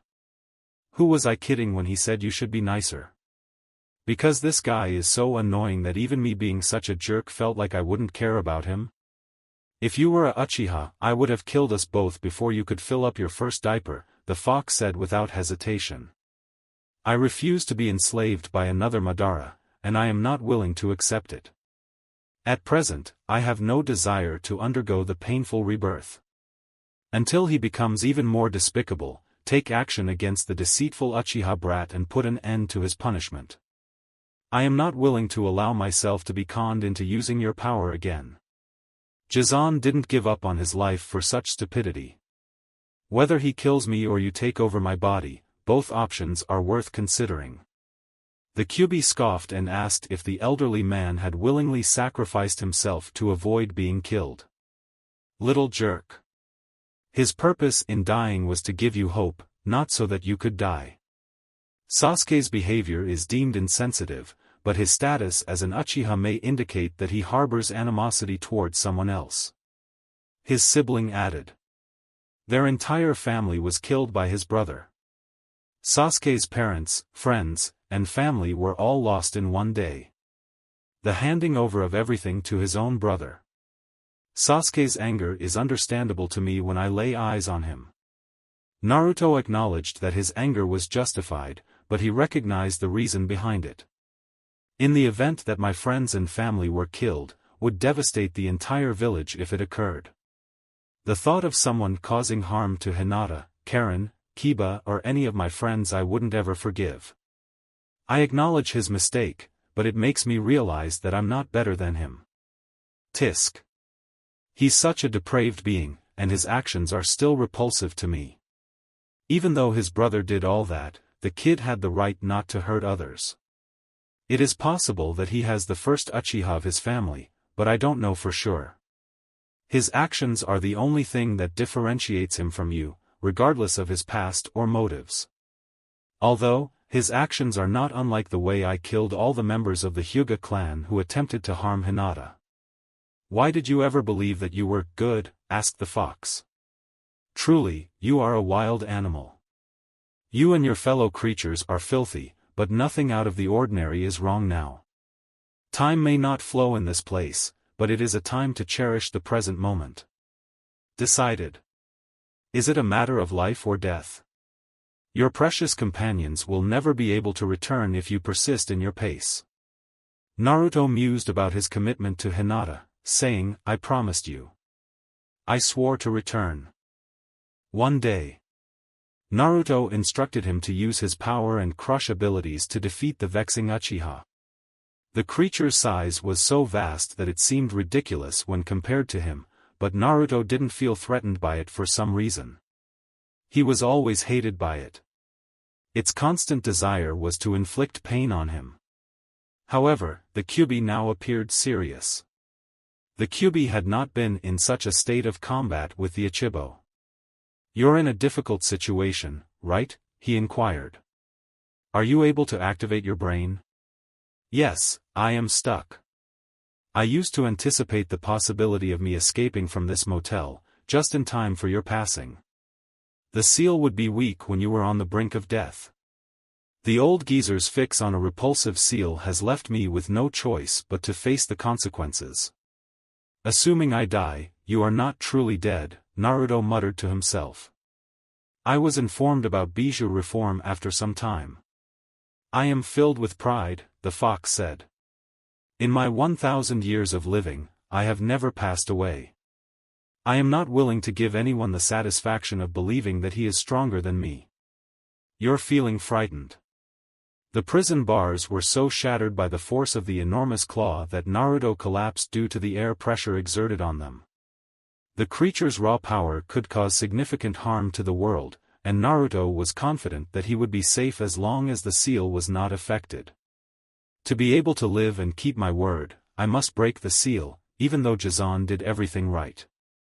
To keep my word, I must violate it by squeezing my chakra through the small hole left by this blonde bastard in the seal. Your overweight physique would make it easy to navigate these bars. Just for one moment, I'll give you a bit of churka. Another example is the temporary alliance of convenience. Naruto chuckled, I'm not going to take you down, and added that he doesn't plan on eating anything. He shrugged, if you ever thought of killing me, wouldn't you be there to help, and face the death threat of slipping through the massive iron bars. Naruto's weak little fist pressed on the Kyuubi with its enormous claw, and for a moment he felt the creature indecently.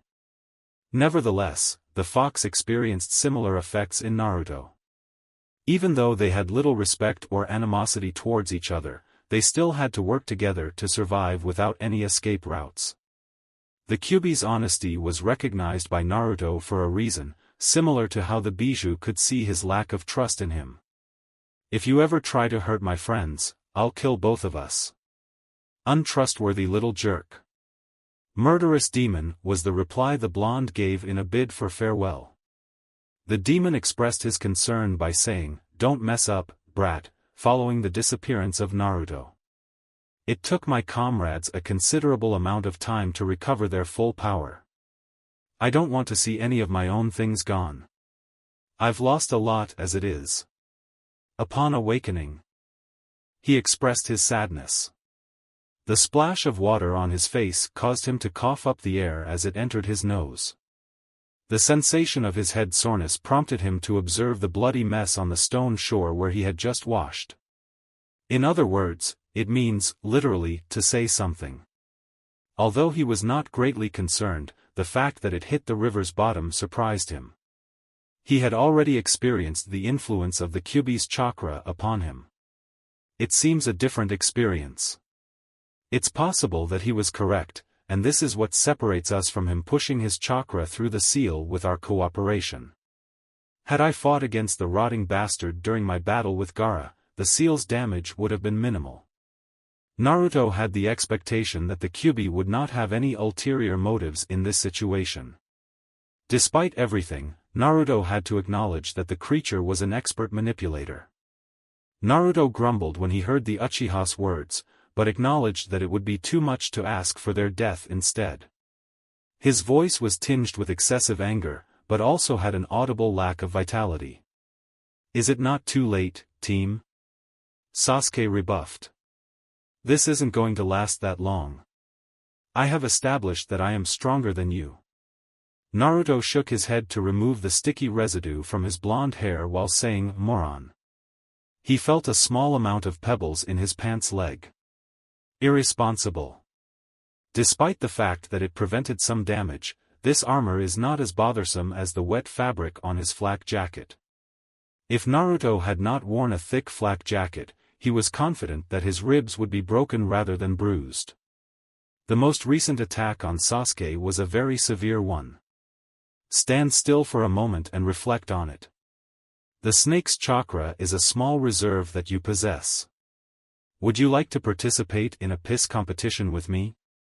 Naruto's injury caused him to slow down slightly before his body could fully recover, forcing Sasuke to act quickly. The seal's influence was so strong that it seemed to consume him, not the other way around. The only warning that Naruto received was Gokakyu no Jutsu, Great Fireball Jutsu, which is the name of the Japanese martial art form known as karate. Despite being a basic jutsu with Sasuke's strength, the attack was impressive and Naruto was unable to avoid it at close range. Naruto employed all his chakra to block the attack and worked as hard as possible. It would have been a letdown had it not been for the Kyuubi butting in front of it. He may have given Naruto some chakra, but the creature still had control over it. Sasuke was not pleased to see Naruto escape unharmed. The damage inflicted on Naruto's life was absorbed by a thick orange chakra that was concealed around him. Naruto said, "As I said." Naruto's sudden calmness left Sasuke feeling uneasy.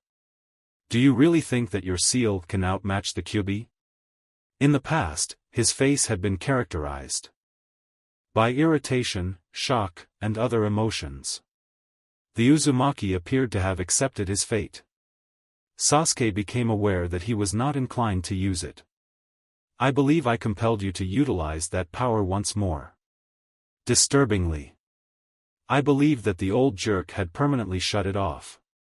Was Naruto's calmness noticeable even though Sasuke was not Hyuga?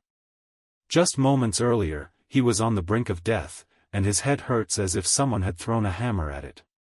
Isn't it unacceptable to belittle the man who provided him with a second chance at life? Naruto's realization that he had foolish doubts was welcomed by the Kyuubi, who were now content. In his opinion, the distinction between good and evil didn't hold much significance. What mattered most was strength. Everything else was just a matter of perspective. Whether someone was right or wrong, it depended on their political beliefs. The strong acted in accordance, while the weak took responsibility. The group consisted of hunters and prey. The world operated in this manner.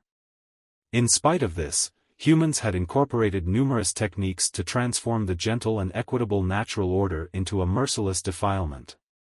The act of claiming to be fair and hypocritical was necessary in order to commit such horrific crimes that no animal would even consider taking the blame for it. Although he had not encountered a human for centuries, despite the drifter's message to him that mankind had made its own way through trials and tribulations with good intentions. Her revelation revealed something that his father, the Creator, had never been aware of. A new course had been taken by the Kyuubi. The feeling of the wickedness of others had always been a curse, but now it was deemed benevolent and would be used to cleanse the most unforgiving areas of earth. It was possible that I was too young to make judgments about the brat. The Kyuubi pondered, could he still see? Show me, Uzumaki Naruto. Are you a true being or can you elevate yourself to the status of an animal? Will you join me in wiping out pests like Uchiha, or are you just assuming humanity? He was unable to avoid, so why did he find other ways to harass the man? How was this happening? He appeared to be triumphant. Despite his strength, Naruto was still summoned by him. Blood poured out of Sasuke's mouth. He could have taken a vow about having one of his molars loosen after the last hit. He instinctively rolled over. Just as Naruto was about to make a small hole in the ground when he dropped his knee on Sasuke's shoulder. Regrettably, the fox-like boy wasn't engaging in Fuinjutsu, which had been laughably effortless to outmaneuver. Despite the effectiveness of his fire jutsu, lack of kunai and heavy tajmetsu meant that he was doomed and at risk of death. Anxious, Naruto had turned into an unstoppable saberknot. I found it difficult to harm someone who was covered by that chakra shroud. It was more challenging to avoid being repelled by a counterattack. The Sharingan used to help Sasuke with his movements when Naruto was younger, but it wasn't reliable. It wasn't just the Kyuubi's chakra that caused most of the problems, but also Naruto. The chakra shroud acted and changed due to its will, making it impossible to predict. With only one tail, how can Naruto be so dangerous? Kakashi explained that the number of tails is equivalent to the amount of power used in a narrative. Nevertheless, his appearance is significantly more subdued and composed than before. If only he had the Mangekyo Sharingan, like Itachi, I would be impressed. Despite witnessing Shino's death, he had to take the life of one of his closest companions. Sakura was left to perish, but there was no further action taken. His power had not increased, nor had his eyes. Nevertheless, he had enhanced his might by employing the cursed seal. He was using as much as he could without losing his temper, but it wasn't enough. He was confident in his ability to strike Naruto. There was only one jutsu that could penetrate that shroud. That savage.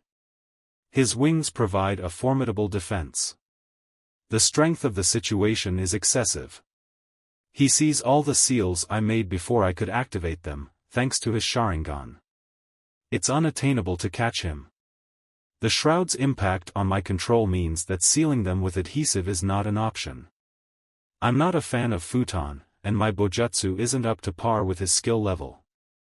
It's not jutsu, so I can focus on that one, the Kyuubi suggested. Naruto's response to that jutsu was a grim one. I was unable to bring it back on my feet, said one of the speakers. The object kept exploding in my hands. Naruto was overheard uttering a loud sigh, which must have been in his head. He felt like he was losing his mind when talking to himself. The fox gave him the go-ahead by saying, "You're insane, I'll give you that. Don't be bothered by those things. I acknowledge that you are a doofus and lack any fundamental knowledge, but I will ensure that the orb remains steady. The rest is left to the discretion of the individual." Sasuke was engulfed by lightning, he declared. It was not typical lightning to appear black, but rather a type of dark lightning. The Kyuubi's influence on the Rasengan, which caused the orb of fast-spinning chakra in his hand, led to it becoming dark. Namikaze Minato was the originator of the jutsu, which was passed down through generations by Jiraiya. Until now, Naruto has been unsuccessful in his attempt to stabilize it. He was aware that the jutsu was strong and powerful, surpassing all others, as it always spake in front of him. "Chidori," shouted Sasuke, and Rasengan. The orb of chakra was surrounded by the Kyuubi's orange chakra, which then formed an opening in his black chidar. The last of their weapons clashed with each other. The prayer of Naruto was for his Rasengan to remain intact. Sasuke's jutsu appeared to be strong enough to cut off his arm, even with the shroud. This is the chamber of initiation or chakra that corresponds to the central nervous system's reflexes. Is certain that it will be met. Anger was the result of anger. As the two chakras merged, they were swallowed by a black sphere that continued to expand until it reached the waterfall. Due to its inability to pass through, the water landed on top of it and began flowing. The center of the sphere produced a white light that expanded and turned the entire black spherical into white. In the midst of whiteness, the two boys were able to recognize each other and their genuine identity, as well as the peculiar aspect of their bond. The bond was more than just blood, even though neither person fully embraced it, it was an instigating animosity that would persist into the future, but at the same time, it provided a profound sense of understanding. The sphere disintegrated after a brief moment. The sound of a crash was heard, and it became very loud. After a short distance, Naruto fell to the ground and was able to recover his balance before landing safely on his feet at the final moment. Sasuke's crash was the result. Naruto's Rasengan was more powerful than his Chidori. Was it because of Sasuke's heart-wrenching doubts? He was knocked down by the force of the rocky ground, and his cursed seal receded to its source. The blood spread as his hand was torn apart after losing the fight between their jutsu. Naruto's expression was one of sadness as he smiled at his victory. Notwithstanding the fact that it did not appear to be a victory. He had made a commitment to return as promised, even with the fear of losing Hinata, and it appeared that he would keep his word.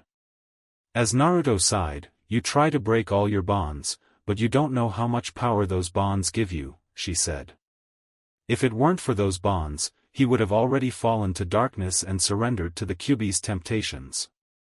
Naruto believed that bonds could result in pain, unlike the void of death experienced by Haruki and Hiruzen, but he still found it to be preferable to other forms of pain. He remembered having a strange dream where he was forced to choose between day and night, light and darkness. It appeared to be a long time ago since he had that dream. Despite the discomfort, Naruto was aware of his true nature as a shinobi due to having to endure it. Those who passed by the light had to endure the shadows it would leave behind. Sasuke, however, had not escaped the immense pain and attempted to find solace in darkness and escape from his own misery. The Kyuubi argued that the act of running away is tantamount to denouncing Uchiha's love for those they have lost, as loss fosters a hatred of such animosity that surpasses any other human being. You experienced it. The more he depressed, the more his eyes began to grow. He is hungry for power, and he has only one option to become stronger, which is to go deeper into his darkness. I could drag him back, but Konoha would just spoil him once more. It's possible that he would lose his status as shinobi, but being recognized as Uchiha ensures his survival. How would you describe the purpose of this? Did all Uchiha behave like this, and if they were raised as new generations, would it cause problems again? The least amount of human waste is known as the lowest form. Naruto was able to comprehend the reasoning behind the creature's claim, as Sasuke and his brother Itachi were the only ones who knew about it. The history books were not hospitable towards the clan, as Uchiha Madara was often labeled as the boogeyman who intimidated young children by their parents. The fox was aware that the Uchiha's eyes could only progress to a higher level if they didn't lose their closest companions, as it felt like giving Naruto some direction. It's possible that your friends perished, and I'm inclined to agree with you on that. In order to enhance his strength. The Aburame was sacrificed by the Uchiha brat for his own gain, and the loud girl was also killed. The realization hit Naruto in a way that seemed like he was being slapped on the head. He held a handcrafted kunai from his belt and placed it over Sasuke's throat, concluding that, "I don't think anyone can take this step because of their stupidity." He didn't really like this. He wasn't defending anyone at this very moment. Rather than being executed, this felt like an unjustified act of murder. Nevertheless, the Kyuubi is correct in his assessment. You are too perilous to permit. Left, the kunai fell from his hand. Blood splattered from his wound, and his arm became numb. His shoulder started to erupt with a fierce burning sensation, giving him the sensation of burning and freezing simultaneously. It appeared as if his heart had been warped by the chakras. He whispered, "You didn't think I would let you kill my precious Sasuke-kun, did you?" A voice hissed from behind him. Naruto came to the realization that he had not anticipated anything. He was so absorbed in his battle with Sasuke that he missed the approaching individuals around him. "Kazu-kun," the same sickening sweet voice whispered. "Take my Sharingan to the secluded spot." Yes, Orochimaru-sama is right. Kazu glared at the Kyuubi brat with enthusiasm. It's possible that the demon could take several years to overcome it before undergoing reform. What is the explanation for this statement? Thanks for watching. If you enjoyed this video, smash that like button and subscribe for more content. Support the original author by clicking their profile link in the pinned comment of the first video of this series.